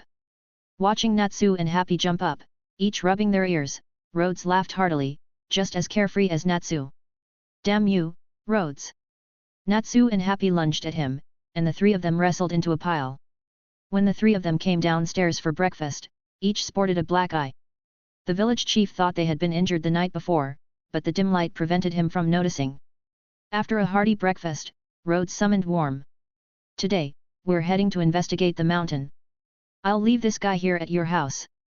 If there's an emergency, just say go back to it, and I'll get the signal and return as soon as I can. Given the lack of communication tools, Rhodes had to resort to this method. Poro had far greater intelligence compared to other summoned creatures, consumed very little mana, and wasn't suited for combat, making it perfect for such a task. This was something he decided last night after sensing Warm return to the Howling Abyss. Warm looked around, not in the familiar guild or home environment, and seemed a bit displeased. However, as long as Rhodes gave it clear instructions, it would follow them except when asked to help in brawls with friends. Snow, under the chief's guidance, picked Warm up. I'll take good care of it. The 3 of them turned to leave, and they happened to see the little girl Cloud from yesterday, poking her head out from the gate, looking timidly at them. Noticing she'd been seen, Cloud quickly hid again. Rhodes didn't mind and continued out, reminding Natsu to stay calm in case anything happened. Just as they were about to step out of the yard, the little girl gathered her courage and ran up to them. Excuse me. The 3 turned to look at her. Cloud's courage seemed to dissipate in an instant, and she weakly asked, Can you defeat the monster on the mountain? Rhodes gently asked, Do you know about the monster on the mountain? Cloud nodded, then shook her head. Daddy said there's a leopard monster on the mountain. Its upper body is a leopard, and its lower body is like a human. It's twice as tall as a person, its teeth are as long as chopsticks, its mouth is as big as a basin, its tail is thicker than my arm, and it has very long mane. As she spoke, tears welled up in her eyes, and she began to sob. Daddy said that's what the monster on the mountain looks like. His wish was to defeat it and protect everyone. He told me to be good and stay at home, and that he would come back soon, but... Natsu put his hand on her head, and her sobbing stopped abruptly. Then keep being good and wait at home. I'll fulfill your daddy's wish for him. Tears streamed down Cloud's face. She stared blankly at Natsu's back as he walked away, her vision growing blurrier. To get a better look at the kind older brother, Cloud tried hard to wipe her tears away with her arm. Rhodes sighed silently, secretly formulating a plan to knock out Natsu and drag him underground in case of an emergency. He knew that Natsu's foster father had also disappeared one day, never to return. It would be hard for Natsu to remain indifferent in such a situation. And the little girl's tears were truly moving. Rhodes felt for the child, but he needed to stay rational. Happy, keep an eye on Natsu. Don't let him do anything stupid. Happy wasn't too confident. Rhodes summoned 2 scuttle crabs and a group of merc wolves, urging them to move ahead faster. The beasts he had tracked last night really were just hiding in a forest, cautiously exploring new territory and searching for a new place to live, which was perplexing. For now, Rhodes set aside his doubts and focused on analyzing the new information. This was the information Cloud provided from her father's description of the Beast King. Considering that during the transfer of information, some might have been lost or exaggerated, the details couldn't be fully trusted. But the most useful piece of information now was that the opponent might be some sort of leopard-like creature. A leopard, based on its racial characteristics, was likely to be a speed and agility-based opponent. To handle this kind of enemy, Rhodes thought of Jet. Krugs could come in handy, and the raptor's wide-area attacks might also be effective. The antidote for the Gromp wasn't ready yet. But if it's for dealing with the enemy, it wouldn't hurt to use it, as long as it didn't affect allies. Rhodes and Happy caught up with Natsu and stopped him at the foot of the mountain.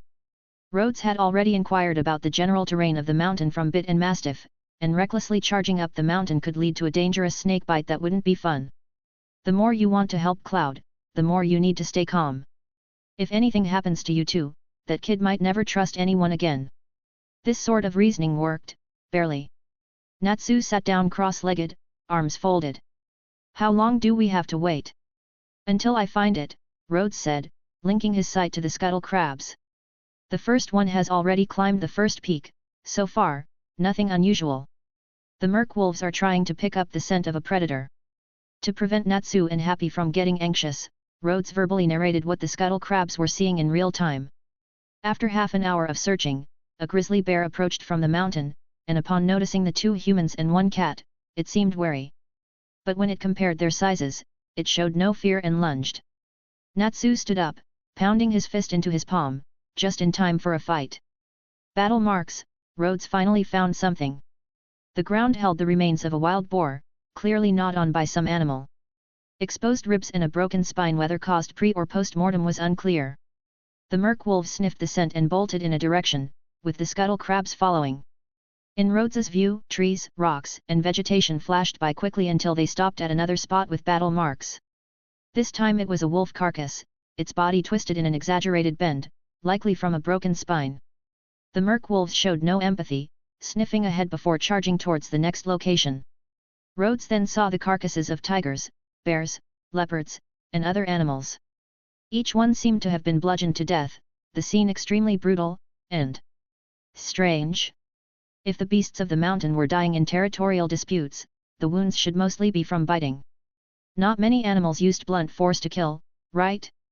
Chapter 73, Fang against Fang. After a flurry of fire dragon's consecutive punches, Natsu finally took down the grizzly bear. His anger subsided considerably, and he sat back down quietly to listen to Rhodes' live commentary. I found it. After observing one battlefield after another, Rhodes finally spotted a monster. It bore similarities to Cloud's description, but it wasn't quite as exaggerated. Indeed, it was a leopard man, with a figure reminiscent of Rob Lucci from the Next Door studio. However, this beast king had much more muscular limbs and a more menacing face. The leopard man was gripping a wolf by its throat with one hand, then with a swing of its arm, it slammed the wolf to the ground, following up with a heavy punch. The nearby ground seemed to shudder slightly, and the wolf's spine cracked audibly, its whimper fading as it died.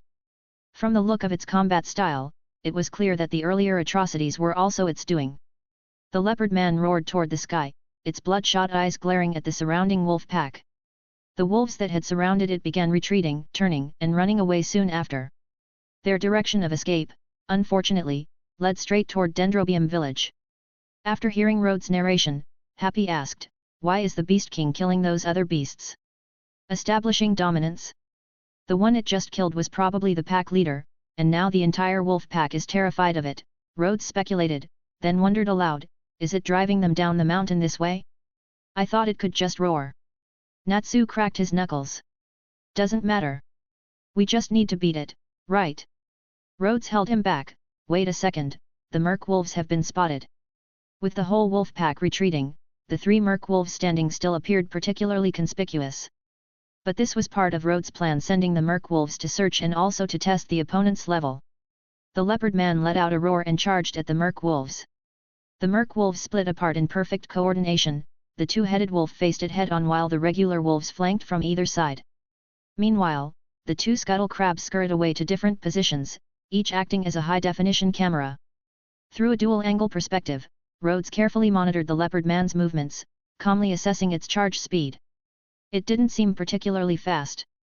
The leopard man charged forward, using its height advantage to swing a powerful punch down at the two-headed wolf's spine, seemingly attempting to end the fight in one blow.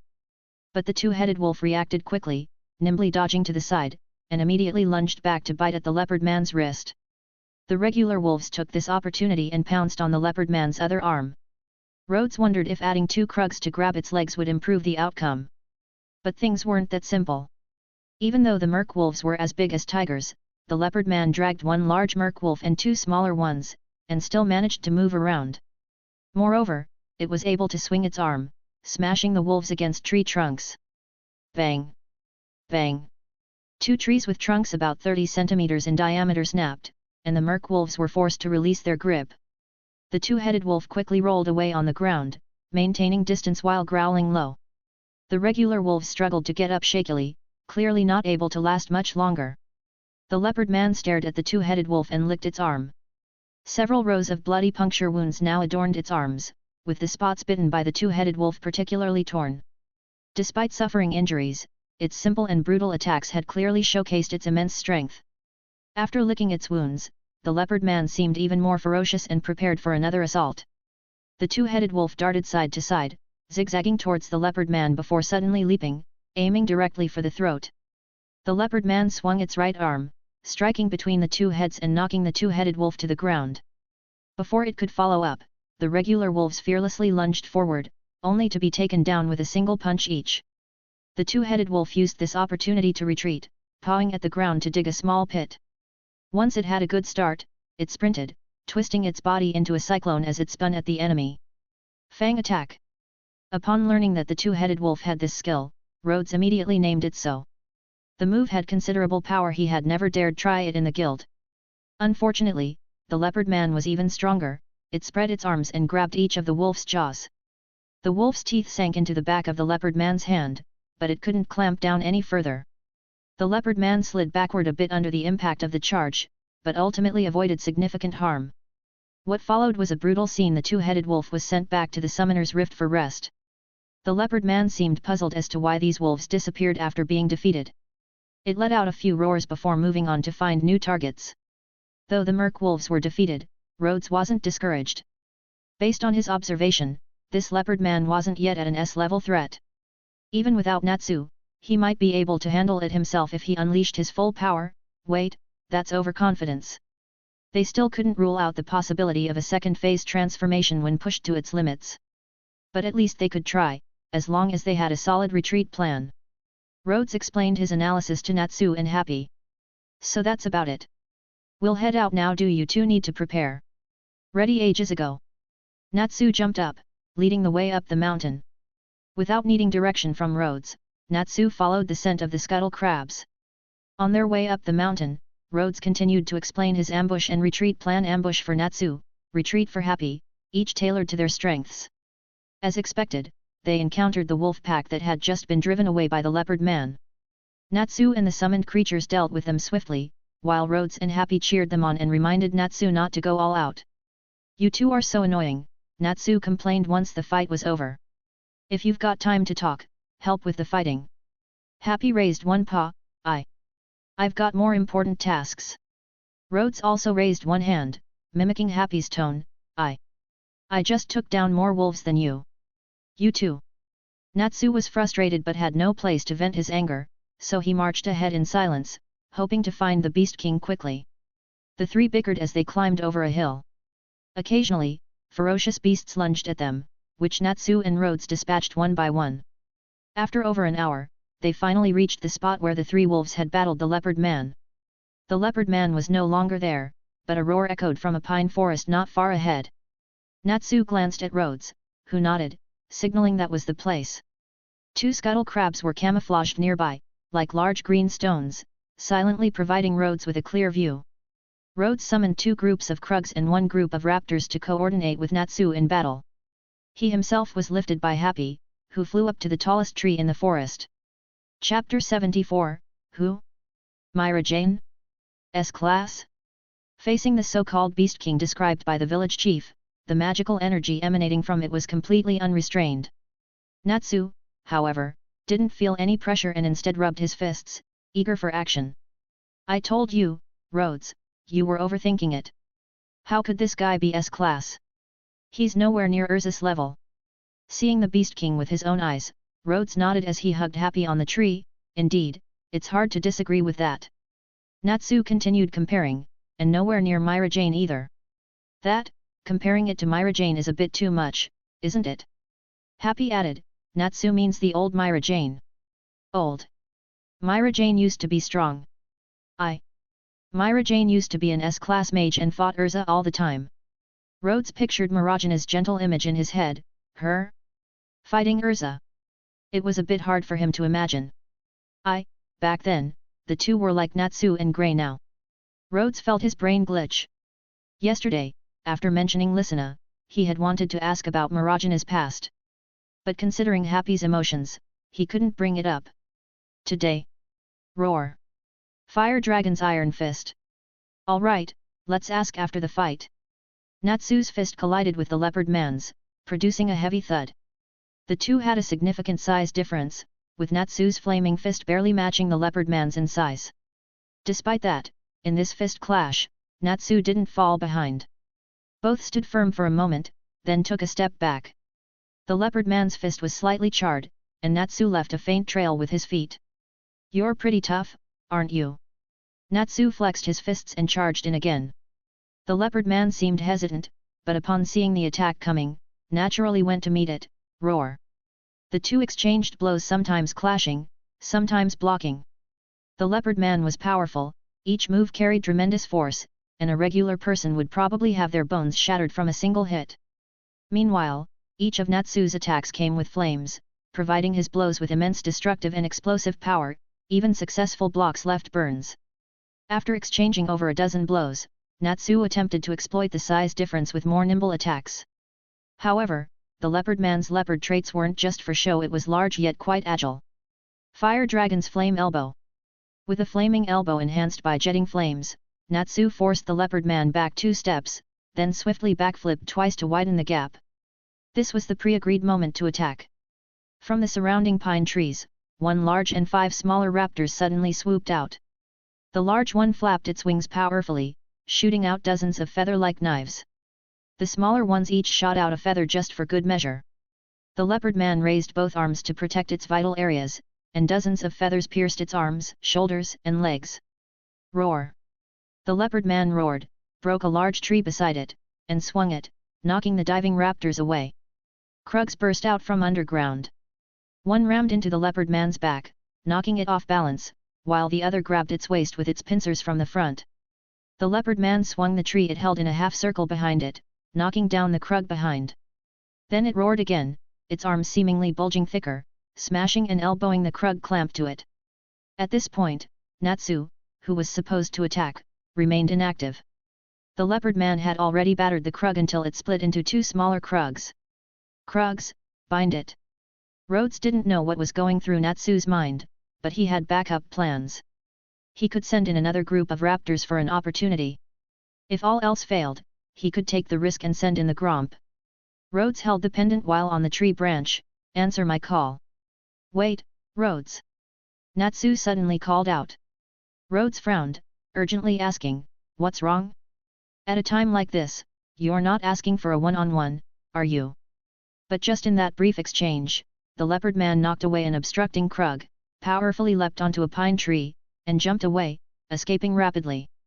Well, no need to rush now. Happy flew down with Rhodes. What are you doing all of a sudden, Natsu? We were about to win. Natsu spoke sulkily, that guy isn't the Beast King at all. Rhodes said, but it matches all the characteristics of a Beast King.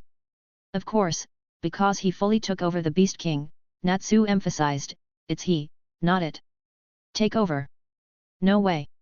Rhodes thought of a possibility, but it seemed far-fetched. Happy asked, what's going on?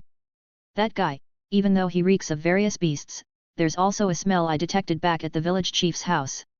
Natsu believed that it was the scent of Cheetah, who had been missing for 8 days. Basing things solely on scent wouldn't hold up, so Rhodes said, but Cheetah went up the mountain to fight the Beast King. It's not strange if the Beast King picked up his scent. Also, how do you know it's takeover magic? Natsu answered seriously, when he fought, and when he used his arms to smash the beetles, the way he used magic it was definitely takeover magic. I wouldn't mistake it. Why? Rhodes wanted to ask how Natsu knew takeover magic so well. And just now, his sudden burst of analysis almost made Rhodes wonder if Natsu had been swapped with someone else. I believe Natsu. Happy's tone also grew serious, and he explained for Natsu. Because Myra Jane, Elfman, and Lysina all use takeover magic. So, Natsu wouldn't get it wrong. Rhodes stayed silent. He sat down cross-legged on the ground. There had been too much shocking information these last couple of days, and he needed time to sort it out. First, Myra Jane had a sister named Lysina, who unfortunately passed away last year. Then Myra Jane used to be an S-class mage, on par with Urza. And the Strauss siblings, all three of them, used takeover magic. Lastly, from what Happy implied, Lysina and Natsu were close, so Natsu was familiar with takeover magic. Based on this familiarity, Natsu concluded that the leopard man Beast King they just fought was actually Cheetah, who had gone missing for 8 days, using takeover magic to seize the Beast King's body. From what Rhodes knew, takeover magic allowed one to seize their target's body for their own use. However, if the caster's power was insufficient but they still forced a takeover, they could be influenced by the other's will, losing control and acting irrationally. That lined up with the strange and aggressive behavior of that Beast King. But one point still didn't make sense. Can someone maintain takeover magic for a full 8 days? Rhodes said, if it truly was takeover magic, then he should have collapsed from exhaustion or reverted to normal from lack of magic on the first day. Chapter 75, Why so harsh? How should I know? In the world of magic, there are many strange and inexplicable things. Not everything can be explained. Natsu didn't care how the other party did it, he just wanted to solve the problem. In any case, all of Rhodes' battle plans are useless now. Yet, Rhodes had formulated plans A, B, and C, all aimed at killing the Beast King. This was the difference between a monster extermination mission and a bandit clearing mission. One required you to kill, while the other must not be killed easily. Now, the monster they needed to exterminate might be an ordinary person transformed by magic, meaning they had to capture it alive and find a way to undo the magic. Natsu had stopped Rhodes just because of that. It wouldn't be acceptable if they took on a monster extermination mission only to end up killing the client's son. Undoing the takeover magic. In the heat of the moment, Rhodes thought of 3 possible methods. The first was to wait for the other party's magic power to run out, causing them to naturally revert. However, in the current situation, that might not be feasible. The second was to find something called a magic sealing stone, which could stop a mage from using their magic. Rhodes had never seen the actual thing, but from the book's description, it seemed similar to the sea prism stone from the next door studio, though not as hard. Before the advent of mage guilds, ordinary people used it to fight against and persecute mages. It was now mainly used in the council's prisons. This item couldn't be obtained quickly, and using 3 mages with magic sealing stones in battle, was far-fetched. The third method was the simplest and most brutal: beat the person until they completely lost their ability to fight, even losing consciousness, thereby making the magic automatically dispel. This was the most suitable method for the current situation, though during the fight they would have to be careful, couldn't kill, couldn't cripple. But that wasn't a huge issue, as long as they didn't die on the spot. Taking them to Poor Lyusika could ensure their survival no matter how serious the injuries. Alright, let's do that. Solving the problem with a fight was the solution that best suited Natsu. He jumped up, swinging his arms as if about to leave, but was only jogging in place. Rhodes had grabbed the back of his shirt collar. Natsu turned his head back. What now? Rest for a bit before we go. Rhodes said, you've barely recovered your magic power, and now you're rushing around. Don't you feel insecure? Natsu looked puzzled. Why would I feel insecure? You're so reckless it's hard for me to explain. Rhodes decided to change his approach. He pointed at the prey provided by the Beast King in the forest. Roasted meat, wanna eat? Natsu thought for a moment. Yet. Happy raised his paw. I want fish. Rhodes, the master of terrain reconnaissance, pointed in a direction. There's a mountain stream over there. Try your luck, and we can also handle the prey there. The 3 of them found a clearing by the water, picked up some stones to form a circle, and started a fire for roasting meat. Happy made a makeshift fishing rod to fish on his own. While the meat was still cooking, Rhodes couldn't help but ask the question that had been on his mind all along: what was Myra Jane like before? Did she learn takeover magic? Natsu was poking the firewood in the fire with a stick. When the stick caught fire, he pulled it out and put it in his mouth like a lollipop. Hearing Rhodes' question, Natsu looked puzzled. Hey? Why suddenly ask that? Just curious. She clearly said she's not good at fighting. I heard that Myra Jane used to live in a very remote village, and to help defeat a demon in the village church, she accidentally ended up taking over the demon. Then, the villagers treated her like a demon and ostracized her, so she left the village with Elfman and Lysina and joined the guild. When Natsu mentioned Lysina, he was calmer compared to Happy, though he accidentally bit off a piece of the stick. After joining the guild, Elfman and Lysina started learning takeover magic. And then Myra Jane, for some reason, kept competing with Urza and became stronger and stronger. Back then, the two of them. Natsu gave a mischievous smile. The two of them were terrifying. Gray got beaten up badly no matter who he offended. Ahaha. Rhodes glanced at Natsu. If Gray got beaten up, Natsu certainly didn't escape either. And this means Myra Jane was also one of those geniuses who naturally grasped the magic that suited her best? S-class mage? How did that happen? 2 years ago, Myra Jane passed the S-class exam. Urza passed 3 years ago. Natsu remembered this kind of thing clearly, though he sounded rather disgruntled. The old man has always refused to let me take the exam. Damn, I want to be S-class too. Rhodes figured the guild master must have his reasons, either believing Natsu wasn't strong enough or thinking Natsu lacked the stability required. That was none of his business. The key was that Myra Jane really was an S-class mage once. If so, a lot of things that had seemed strange to Rhodes before now made sense. Like why Myra Jane could freely go to the second floor that he and Loki couldn't access. Why she was qualified to act as the guild master's assistant and, often, essentially did the guild master's job. Why she could accurately determine the difficulty of various missions and assess whether those taking them could complete them.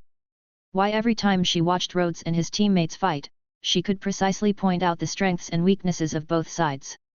Why, when Happy saw her showing a hint of anger before departure, he was immediately terrified. It all made sense. Because she used to be so strong. And her temper back then was likely not that great either. As for why Myra Jane had become weaker, Rhodes guessed it was probably related to Lysina, but he didn't ask further. Asking Natsu about it felt overly intrusive. He planned to quietly ask Urza or Kana when they got back. Unexpectedly, Natsu brought it up himself. Last year, Myra Jane took Elfman and Lysina on an S-class mission to exterminate a Beast King. Yet, a Beast King. Natsu stared at the fire in front of him intently, as if he could see that moment. To take on an S-class mission, you must have an S-class mage leading, and Myra Jane and her siblings were definitely qualified. But that Beast King's strength far exceeded their expectations, and all three of them exhausted their strength in the battle. Elfman, to protect Myra Jane and Lysina, forced himself to take over the Beast King. But he lost control, and then Lysina. Rhodes' eyes widened. He had thought Lysina died in an accident during the mission but never expected that Elfman. As an older sister, watching helplessly as her out-of-control brother killed their younger sister, how desperate must Myra Jane have been? And after waking up, how much pain must Elfman have felt? Clearly, he had been the hero who defeated the demon to protect his village, yet the villagers drove them out. They had barely settled in at the guild, only to encounter such a cruel ordeal. Why must fate be so harsh to this family? Natsu punched the ground. So, Rhodes. We must complete this mission. I absolutely won't let someone else who also took over the Beast King hurt their family too. Absolutely not. Chapter 76, Beat him. Rhodes understood Natsu's determination. A kind person, after experiencing such an event, surely wouldn't want anyone else to suffer the same misfortune. So, they would give it their all to fight and bring that poor guy back to normal. By the time Happy returned with 2 fish, Natsu and Rhodes were already sharing the roasted meat. Rhodes took a couple of bites, but because he had too much on his mind, the food felt tasteless. He mechanically chewed and swallowed for the sake of quickly recovering his strength and magic. After filling his stomach, he meditated for a while. By the time Happy's fish was ready, Rhodes' magic was mostly restored. They put out the fire and set off again. After escaping, the leopard man kept changing his location, but since Natsu had memorized his scent, finding him wasn't difficult. With Natsu responsible for tracking, Rhodes could focus on using his scuttle crabs to scout the terrain. He aimed to find a few areas with low fire risk as backup battlegrounds. Found him. The three of them had just crossed the second peak of the Orchid Mountain range when they finally spotted the leopard man again. That guy really knows how to run. Rhodes held his pendant, summoning a group of merkwolves and a group of raptors. The group of merkwolves and raptors lost in the previous battle wouldn't recover until the next day. Krugs were being kept in reserve, and the two Gromps couldn't be used recklessly without the antidote. Natsu, there's a good clearing 300 meters to the left of the maple grove ahead and another 200 meters forward. Got it, you want me to lead him there for the fight, right? Natsu could be quite sensible, most of the time, the destruction he caused wasn't intentional. Rhodes recalled a scuttle crab, planning for it to carry Natsu forward in a charge while he and Happy found a suitable tall tree to watch the fight. They needed a spot that was both safe and convenient for Rhodes to command his beasts in real time. Charge! Natsu jumped onto the back of the scuttle crab, gripping its antennae excitedly to urge it on. The leopard man noticed Natsu, and his first reaction was to leave the area. But just as he turned right to escape, hundreds of feathers rained down from above. The leopard man took a few steps back to avoid the feathers, noticing three wolves now blocking his way. He wasn't afraid of the wolves but didn't want to waste time, so he moved his foot and changed direction to flee to the left. Faster, faster! Urged by Natsu, the scuttle crab used its skill, leaving after images behind as it sped up. Rhodes had always wanted to name the scuttle crab speed skill Godspeed, but couldn't decide because the name didn't quite fit the effect. With the distance between them quickly closing, Natsu couldn't hold back any longer, springing off the scuttle crab's back. Fire Dragon's Sword Horn! Natsu's body spun, enveloped by a vortex of flames, as he rammed into the leopard man's back. The leopard man staggered forward, rolled forward on the ground, landed on all fours, ran a few steps, and then continued to flee even faster. Hey! Weren't you all tough earlier? Why are you just running now? Natsu fumed, stomping his feet but having no choice but to chase after him. The scuttle crab carried Natsu once again, while Rhodes, Happy, and the other beasts followed behind. Seeing the leopard man dash out of the maple grove and approach the designated battlefield, Happy suggested, Rhodes, throw me over. All right. Rhodes grabbed Happy and, mimicking an athlete throwing a discus, spun once and flung Happy forward. Happy nimbly twisted in midair, adjusted his posture, grew his wings, and sped up, even overtaking the scuttle crab. Natsu. Happy grabbed Natsu by the shoulders, maximum speed. Max speed. With Happy gripping Natsu, the speed increased again, carrying Natsu over the leopard man's head before letting go. Great job, Happy. Natsu twisted in midair and kicked, Fire Dragon's Claw. The leopard man had no choice but to stop, crossing his arms to block the descending kick. His wrists were scorched by the flames on Natsu's feet. Answer my call, Krug. Before the leopard man could turn around, a group of Krugs burst from the ground, with one blocking his retreat while another dug underground.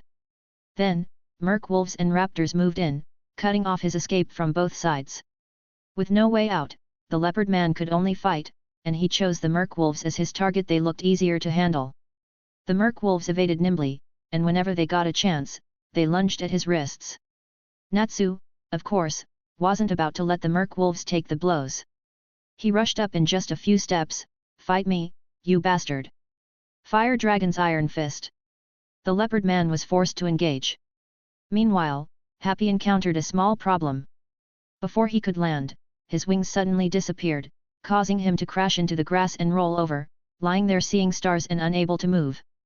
The extreme acceleration just now had been no small feat for Happy. As a person of honor, Rhodes took the great risk of circling around the battlefield to pick up Happy. Turns out you have some real moves, Happy. AI Happy groaned, still feeling dazed.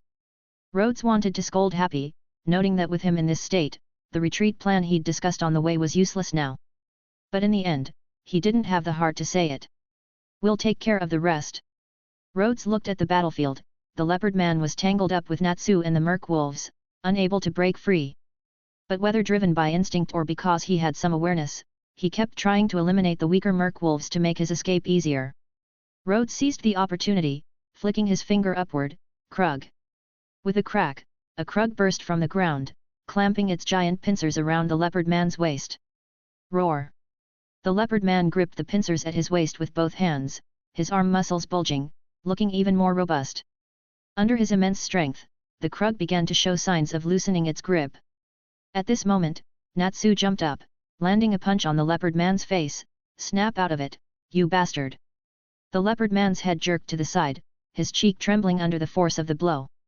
Even from a distance, Rhodes could feel the power behind that punch. It looked eerily familiar, like the kind of punches he'd seen during bar fights. The leopard man's eyes showed a brief moment of clarity before turning completely blood red. His limbs, along with his neck, bulged with muscles, looking even more powerful. The leopard man then forcibly pried open the pincers of the krug.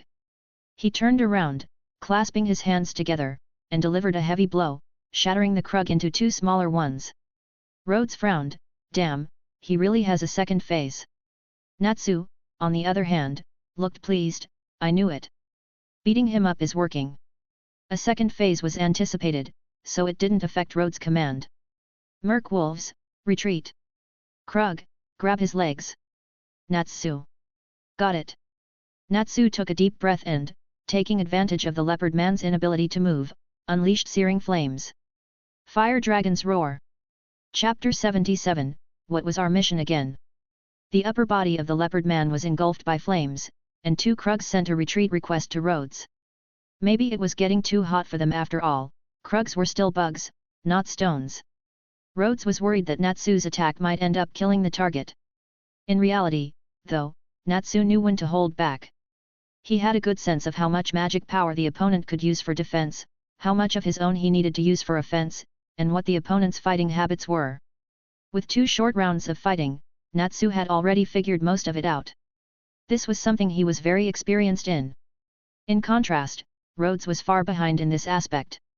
If he took on a bandit subjugation mission, there was a real possibility of someone ending up dead. Like last time when he caught a mugger on the street and casually ended up breaking their bones, his punches weren't exactly gentle. When the flames subsided, the leopard man's upper body emitted a scorched smell, his fur was curled, and some spots still had lingering flames. But he didn't fall. Instead, he roared up to the sky, smashing his fists to either side, shattering 2 krugs and reducing them to 4 mini krugs. The mini krugs tried to continue following their grab the legs command but were quickly noticed by the leopard man, who kicked each one away with a powerful strike. 2 were kicked towards Natsu, and the other 2 towards Rhodes. With that kind of kick, the leopard man could have made a great soccer player. Force recall. Rhodes waved his hand, recalling the mini krugs and ordering an underground krug and the one group originally blocking the path to attack. However, the krugs couldn't catch up to the leopard man as he pounced on Natsu. Natsu raised his fist to clash head-on with the leopard man. This time, Natsu was knocked back a few steps. The second phase leopard man's strength was certainly remarkable. Raptors, feather shot. The raptors shot their feathers at the leopard man one by one to avoid injuring allies. The leopard man agilely retreated 2 steps, just about to leap forward again when his body suddenly staggered. His tail was caught by something. He turned to see 3 wolves biting into his thick leopard tail. Nice, Rhodes. Fire Dragon's Iron Fist. Natsu rushed up, his arms swinging as he rained fiery punches onto the leopard man's face and chest. Oh, oh, oh. Natsu roared as his fists flew. Snap out of it, you leopard bastard. Oh, oh, oh. The leopard man stumbled under the onslaught, growling in pain. Old Man Village Chief, Sister Snow and Cloud, they're all waiting for you to come back. The red glow in the leopard man's eyes faded, replaced by a hint of clarity, but it started to turn red again. Get back to your senses. With a final shout, Natsu's last punch struck the leopard man square on the nose, sending him flying. The merc wolves released their grip as the leopard man, wrapped in spiraling flames, spun through the air and fell, bouncing twice before lying still on his back. It looked like they had won. But just to be sure, Rhodes ordered the merc wolves to stay hidden, the raptors to keep their distance, and the krugs to burrow underground, ready to grab him if he made any sudden movements. Fortunately, the worst didn't happen. The leopard man's body began to glow, shrinking in size. His tail, claws, and other features all disappeared, returning him to the form of a young man. We did it! Natsu and Happy cheered in unison. Rhodes smiled. Finally done. Happy, can you move now?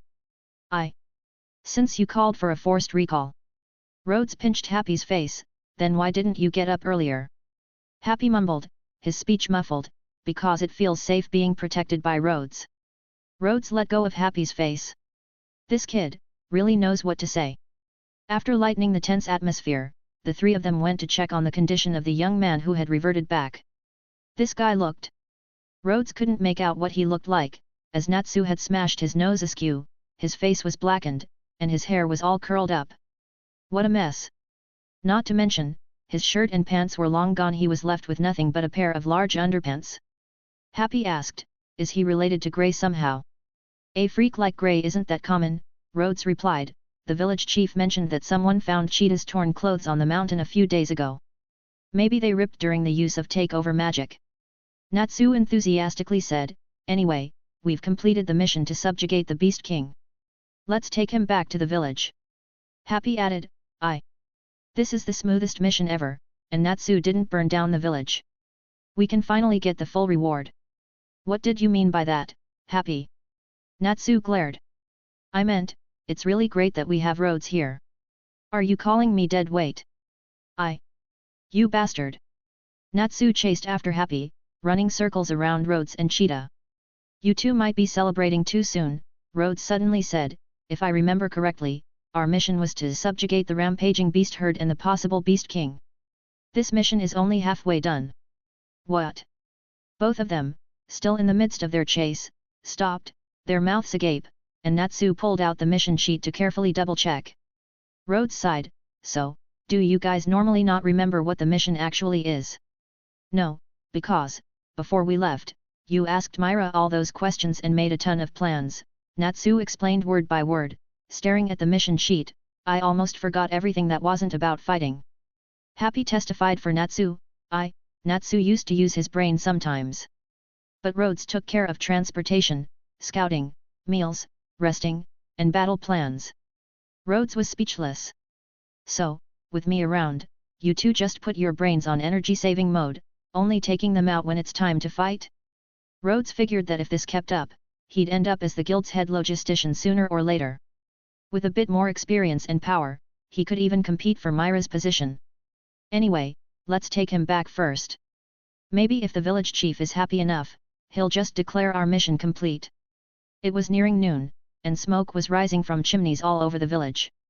Except for the village chief's house, where it had been quiet all along.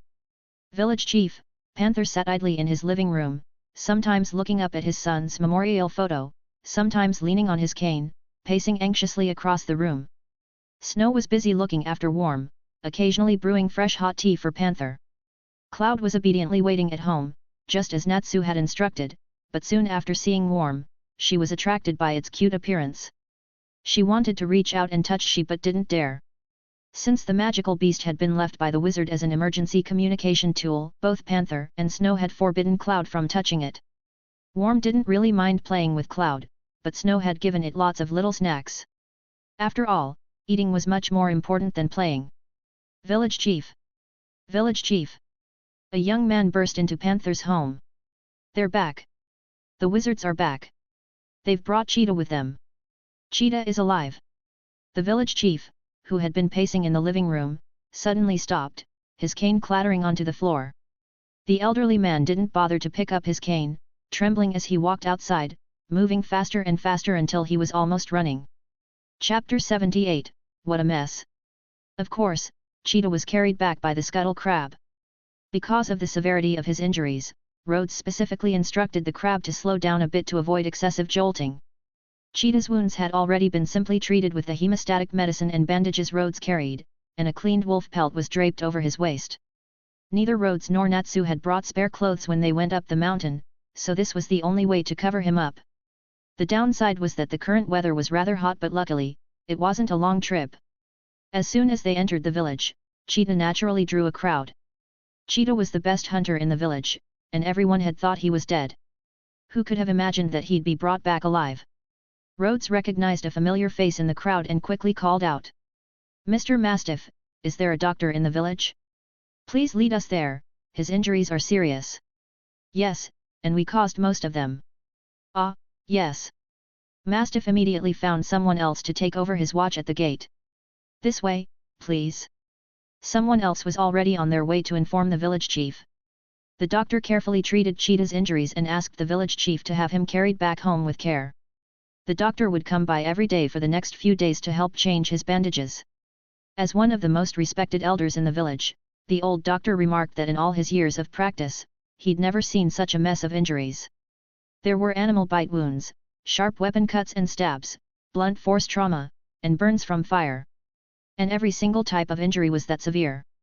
The most baffling thing was that Cheetah was somehow still alive. The doctor wanted to ask whether Cheetah went up the mountain to hunt or to test out weapons. Meanwhile, both Rhodes and Natsu, who were present, stared at the ceiling. It wasn't like they meant to be so rough, but they had to hit him hard enough to knock some sense into him. The only reason this guy was alive was because of the physical strength and resilience he'd gained by taking over the Beast King. On the other hand, without such a strong body, he wouldn't have survived such heavy hits. A vicious cycle. It was just his bad luck. When Cheetah woke up, it was already close to dusk. Natsu and Rhodes were sparring in the village chief's yard. Rhodes wanted to use more words and less action, but Natsu was not particularly skilled at explaining techniques. So, after agreeing not to use magic, they ended up causing quite the commotion while they fought in the yard. Happy and Warm were sitting at the entrance eating snacks and watching the show. Snacks are so tasty. Purr. But I want fish. Purr. Fish is the tastiest. The conversation between the two cute creatures was almost impossible for others to comprehend. At a certain point, Rhodes and Natsu stopped at the same time because they heard sounds coming from inside the house. Dad. Claude's voice, full of surprise. Dear, you're finally awake. Snow's joyful voice had a hint of sobbing. Thud. Panther struck the floor with his cane, letting out a snort from his nose. He was such a stubborn old man. It was a touching reunion for a family that had almost been torn apart, and no one wanted to disturb that moment. They waited at the entrance for quite a while until Panther asked, "Do you remember what happened?" Only then did Rhodes and Natsu knock on the door, entering after receiving permission. "Wizards, thank you, thank you." These words had already been said many times at the doctor's house, and Rhodes quickly helped the village chief sit down, telling him not to be so polite. Natsu ruffled Cloud's hair, telling her to go stay by her father's side. Rhodes noticed that Natsu seemed to be very good at comforting children. "Actually, we wanted to understand Mr. Cheetah's experience. This matter concerns the recent beast attacks on the village, so I apologize for the intrusion at a time like this." Rhodes kept a courteous attitude. "Please don't say that. If it weren't for you, my foolish son might not have come back at all." The village chief's tone was polite, but as soon as he turned to his son, his demeanor changed. "Hurry up and speak." "Yes, sir." After the recent ordeal, Cheetah didn't dare talk back to his father and started recounting his experience in detail. "That day, after my argument with my father, I took my weapon and went up the mountain alone in anger. I found the Beast King. I didn't dare act rashly and waited until it was asleep before shooting it with an arrow. That arrow hit its back, and if it were a normal beast, it would have died quickly. But the Beast King. Its skin was so tough that the arrow had barely pierced it. Not only did it fail to kill it, but it also enraged it. It immediately pounced on me. It broke my bow right away. I drew my hunting knife to fight it, but the knife got knocked away too. Then it pinned me down and tried to bite through my throat." Cheetah shuddered slightly as he spoke, still fearful of that moment. Panther didn't show any emotion on his face, but his hand gripped his cane tightly. Snow and Cloud seemed to visualize the scene, holding on to each other in fear. "Then I don't remember anything. It felt like I was dreaming. I dreamed I had become the Beast King. When I was thirsty, I drank from the mountain stream. When I was hungry, I hunted other beasts. At that time, I didn't seem to be able to think clearly. A voice kept telling me to fight, kill, destroy. I didn't know what to fight or destroy. Whenever I tried to think, my head hurt. But the voice kept shouting, so I kept thinking and kept having headaches. I don't know how many times I felt that pain before I suddenly thought of protecting the village and killing the Beast King. At that point, I didn't know what a village was or what a Beast King was, so I just kept searching the mountain for the Beast King. To kill the Beast King, whenever I saw a lone animal, I killed it. If I saw a wolf pack, I killed the strongest one. Natsu, happy, and Snow's eyes glistened slightly, feeling touched. But Panther and Rhodes looked at Cheetah differently. This man, even in his irrational state, remembered to protect the village and hunt the Beast King, showing his good intentions. The problem was, his actions had unintended consequences. It turned out that during those few days, all the beasts that ran down the mountain into the farmland or attacked the village were driven down by this guy. No wonder, when Rhodes had his scuttle crabs patrolling, many of the animals were just passing by the village, looking for new places to live. They simply couldn't survive on that mountain anymore. Whether they ended up at the village depended on whether they took the main path or a side path. In other words, before Cheetah went up the mountain, the occasional beast attack was due to some animals being pushed out of their territory by the Beast King, so they came down to try their luck. After Cheetah went up the mountain, the Beast King went on a killing spree, and the targeted animals had no choice but to flee downhill. And thanks to Cheetah's efforts, there were an overwhelming number of animals fleeing. Daddy is amazing. Cloud thought her father was incredible for hunting so many fierce animals all by himself. Ha ha ha. Cheetah, pleased by his daughter's admiration, got a little carried away. Panther felt an itch in his hand, and the cane in his grip longed to strike something. No, his benefactors were present. He couldn't be rude, and his son was still injured. He could wait until he healed. Chapter 79, Fairy Tale Wizards Are Too Responsible. I don't know how long those days lasted, but today, suddenly, I was attacked by a group of monsters. Then there was this terrifying creature covered in flames. It was like a fire dragon. I tried my best to run away, but I couldn't escape. Eventually, they cornered me, and something seemed to grab me, and after that, I don't remember anything. But I think I heard someone saying something about Cloud still waiting for me at home. And when I woke up, I was here, probably saved by my benefactors. No, you were actually beaten up by your benefactors. Cloud looked up at Natsu, her eyes almost sparkling with admiration. Natsu gave her a big, bright smile. Rhodes looked at him, thinking, are you really that proud after beating up her father? Oh well, I was involved too, so it's fine. Rhodes gave Cheetah a brief explanation of what had happened and then asked a few more questions. He then advised him to properly learn takeover magic once he recovered, and until he mastered the Beast King's soul, he shouldn't use it recklessly. Rhodes and Natsu then left the room, giving the family some privacy. In the end, we still didn't figure out how his takeover magic lasted for 8 days. Of course, it was because of his desire to protect the village and his longing for his family. Natsu's answer was idealistic. I'd rather believe it was because he experienced a burst of magic power when he first awakened the ability, and while transformed, he kept replenishing energy by drinking mountain spring water and eating wild animal meat. Happy nodded in agreement. Myra said that before she joined the guild, she couldn't change her arm back for a while. Perworm didn't understand, but he agreed with Happy. How could it be for such a mundane reason? It had to be because he wanted to protect his village and his family so much. Natsu insisted. Maybe there was some truth in it. The master always said that magic was the power of the heart. Perhaps a strong enough belief could indeed create miracles. Rhodes suddenly asked, Natsu, do you think takeover magic is easy to learn? How would I know? Why are you asking that? Because it's powerful. Look at Cheetah. Once he mastered takeover magic, he became so strong all of a sudden. Myra also used takeover magic to become an S-class wizard. Rhodes was tempted. An ordinary person, after taking over the Beast King's soul, survived a beating from Natsu and the wild creatures and was still alive. The strength boost aside, just the enhanced defense and vitality. Rhodes felt a sense of security just thinking about it. You'll know if you try it when we get back, Natsu said.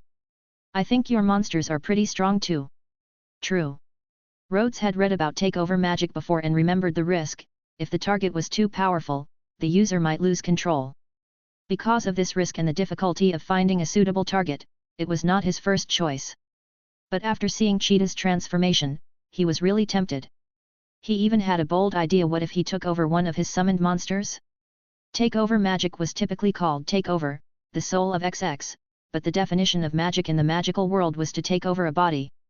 Generally speaking, the target being taken over was considered dead, which would mean killing the summoned monster. But Rhodes had never really seen one of his summoned monsters die. Perhaps he could exploit a loophole? There were also cases where users would voluntarily or involuntarily abandon a previous takeover. If the monsters were obedient and could be taken over or released at will, it might be worth trying. Due to the uncertainty about the mission's completion, Rhodes and the others had to stay in the village for the time being.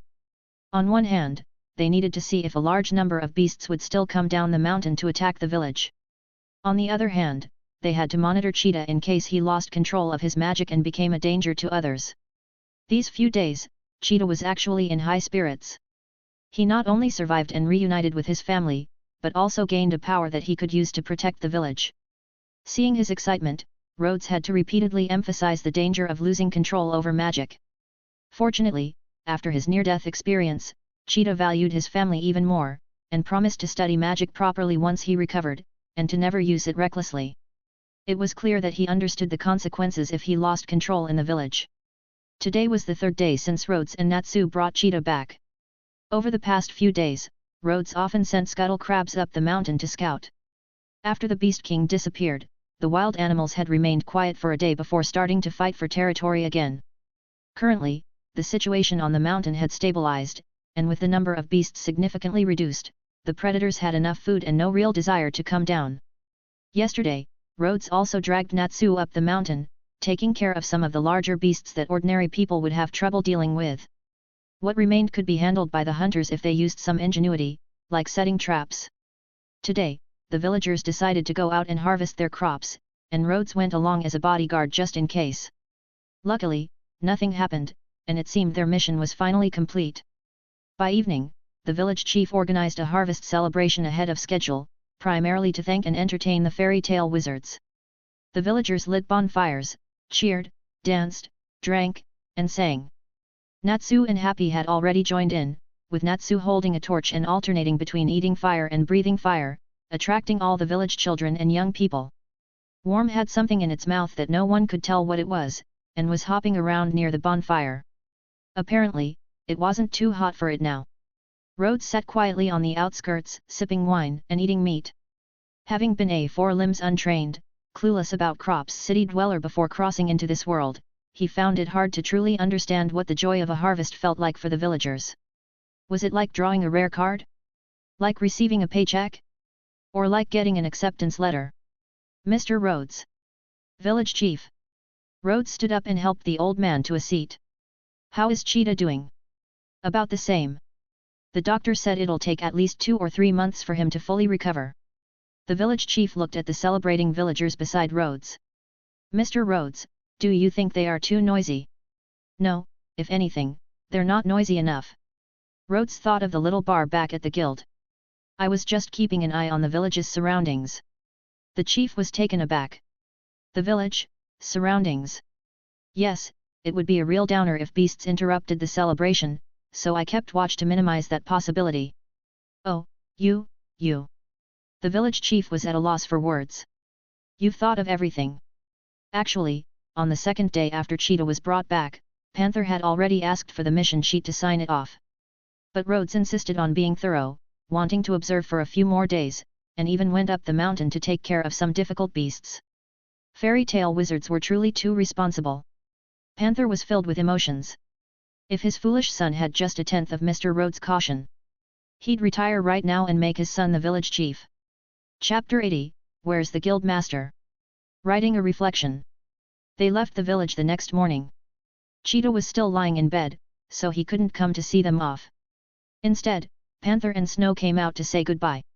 Little Cloud ran in from outside, holding a large bunch of wild flowers she had picked for them. The petals were still damp with morning dew. A child running around so early in the morning wasn't safe.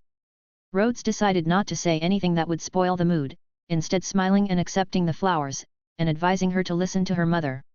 The implication was that her father was unreliable, and listening to her mother might be a bit better. The village gate was wide open, with farmers occasionally driving carts and carrying tools out of the village. They would enthusiastically greet Rhodes and his companions as they passed by. Quack quack! A few geese passed by, and their honking startled Rhodes, making him take a step back. It took him a moment to remember that he was now a wizard, not a child whose combat power was less than that of a goose. Ah ha ha ha! So Rhodes is afraid of geese. Natsu, who had been trying to find Rhodes' weaknesses throughout the journey, finally had something to laugh about. No, I'm not. Happy also joined in with a giggle, pfft. Rhodes is afraid of goose. I said I'm not. Ha ha ha. Natsu and Happy laughed together. Rhodes had no comeback. Fine, he's afraid. Let's see if they actually bring a geese to scare him, he'd cook it for sure. 2 minutes later, Natsu wasn't laughing anymore. Because they had boarded the carriage for the return trip. Rhodes pulled on Natsu's face and ruffled his hair, teasing, "Come on, Natsu, say it with me, Rhodes is afraid of geese." Natsu leaned back weakly against the side of the carriage. "I feel so sick." Happy, without any loyalty, joined in teasing Natsu with Rhodes. "It hurts. Rhodes, call the crab." Natsu groaned. "No, actually, besides being afraid of geese, I'm also afraid of crabs." "Liar. Let me off. I want to walk back, please." "No, what if you get lost on your own? Since we're a team, I have to make sure you get back safely. Let me off." Driving the carriage back for Rhodes and his team were Bit and Mastiff. By noon, Rhodes had hauled Natsu off the carriage so that the drivers could make it back before nightfall. The rest of the way wasn't far, and they could ride the scuttle crab back, with a bit of sunlight not being much of an issue. Before reaching Magnolia, Natsu regained his energy. And when they finally saw the guild, Rhodes finally let out a sigh of relief, a smile unconsciously forming on his lips. But before he could even savor the feeling, Natsu had already kicked open the door. "We're back." "Oh, it's Natsu. What did you break this time? I heard you teamed up with Rhodes. You must have given him quite a bit of trouble, hey?" "Rhodes? Isn't he our guild's strongest newcomer?" As soon as Rhodes entered the guild, he heard someone mention strongest newcomer. By his estimation, yesterday was Wednesday, which meant the new issue of Sorcerer Weekly had just come out, and it was also an anniversary special. Did that article really get published? Natsu was arguing with the others about how this time we completed the mission perfectly. Happy, meanwhile, was secretly spreading the story of Rhodes' fear of goose. Rhodes smiled and greeted everyone, telling them that what the magazine wrote was all nonsense. Without stopping, he headed straight for the counter. "I'm back." "Welcome back." Myra greeted him with her usual smile. "How did the mission go?" Rhodes handed her the mission sheet.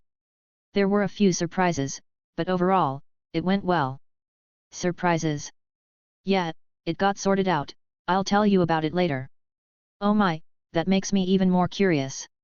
Myra finished logging the details. "But it's good that you made it back safely. I was worried you might not get along with Natsu." "Natsu, well, he can be a bit of a headache at times, but he's reliable." Besides being a bit reckless, Rhodes found many of Natsu's qualities during this journey. For instance, his strong convictions, sharp combat instincts, and his care for others' feelings. As a companion, his reliability probably outweighed his tendency to cause trouble, right? Rhodes caught the bench flying towards him from behind without looking back. Over there, Natsu had started another fight for some reason. He threw the bench aside, turned around, and leaned his elbow on the counter. What mindset did I have when I just said Natsu was reliable?" Myra laughed. "Thank you for your hard work." Rhodes turned his head to look at her. On the way back, he had thought about what attitude to use when facing her, but once he returned, it felt natural to act the same as usual. "What's wrong?" Myra noticed his gaze and remembered what Loki had told her before Rhodes set out, and she couldn't help but tuck her hair behind her ear. "Nothing. Is the master in?" "The master? He's probably upstairs writing a reflection." "Again? Who messed up this time?" The Fairy Tale Guild was known for two iconic scenes, Nab staring at the request board and the master writing a reflection. This time it's Elfman. Myra looked a bit embarrassed. It seems he attacked the target he was supposed to protect during an escort mission. "Hey!" Rhodes almost didn't understand. "The target to protect, not the one to fight." "Yes, the one to protect," Myra said. Apparently, during a conversation, the target said the most important thing for a man is knowledge. Manliness. In the guild's bar, Elfman shouted his catchphrase as he punched Natsu, who then punched him back. With her brother fighting, his sister watched on with amusement. Whenever it's about being a real man, Elfman just can't hold back. Haha, typical of him. Rhodes chuckled dryly, thinking that Elfman might have become this way because of what happened with Lysina. Myra looked up at the railing on the second floor. It's strange. With all this noise down here, the master should have come down by now. It wasn't until Nab got thrown by someone and crashed into the second floor railing that a big hand reached out, grabbed him, and tossed him back down. Haven't you guys had enough? The master stood on the railing, scanning the room until he immediately pinpointed the culprit. Natsu, can't you come back peacefully just once? Hee. Natsu stood proudly, hands on his hips, with a satisfied expression. Wait. The master jumped straight down from the second floor, landing smoothly. With that look, what did you mess up this time? The master sighed, looking a bit resigned. Tell me now so I can just write both reflection letters in one go. Suddenly, Rhodes felt a bit sorry for the master. You're wrong, old man. Natsu said proudly. This time we completed our mission perfectly. How could that be? The master paused, then pounded his fist into his palm in realization. Oh, I see. You teamed up with Rhodes this time. Hey, old man. Natsu felt the master was being as unfair as happy, as if everyone thought he couldn't do anything right without supervision. The master ignored him and extended his arm, pulling Rhodes close, tears streaming down his face as he spoke emotionally. Rhodes, well done. And thank you, you're truly our strongest newcomer. So even you heard about that? Rhodes said awkwardly, also adding. Master, could you please not wipe your snot on me? Thanks for listening.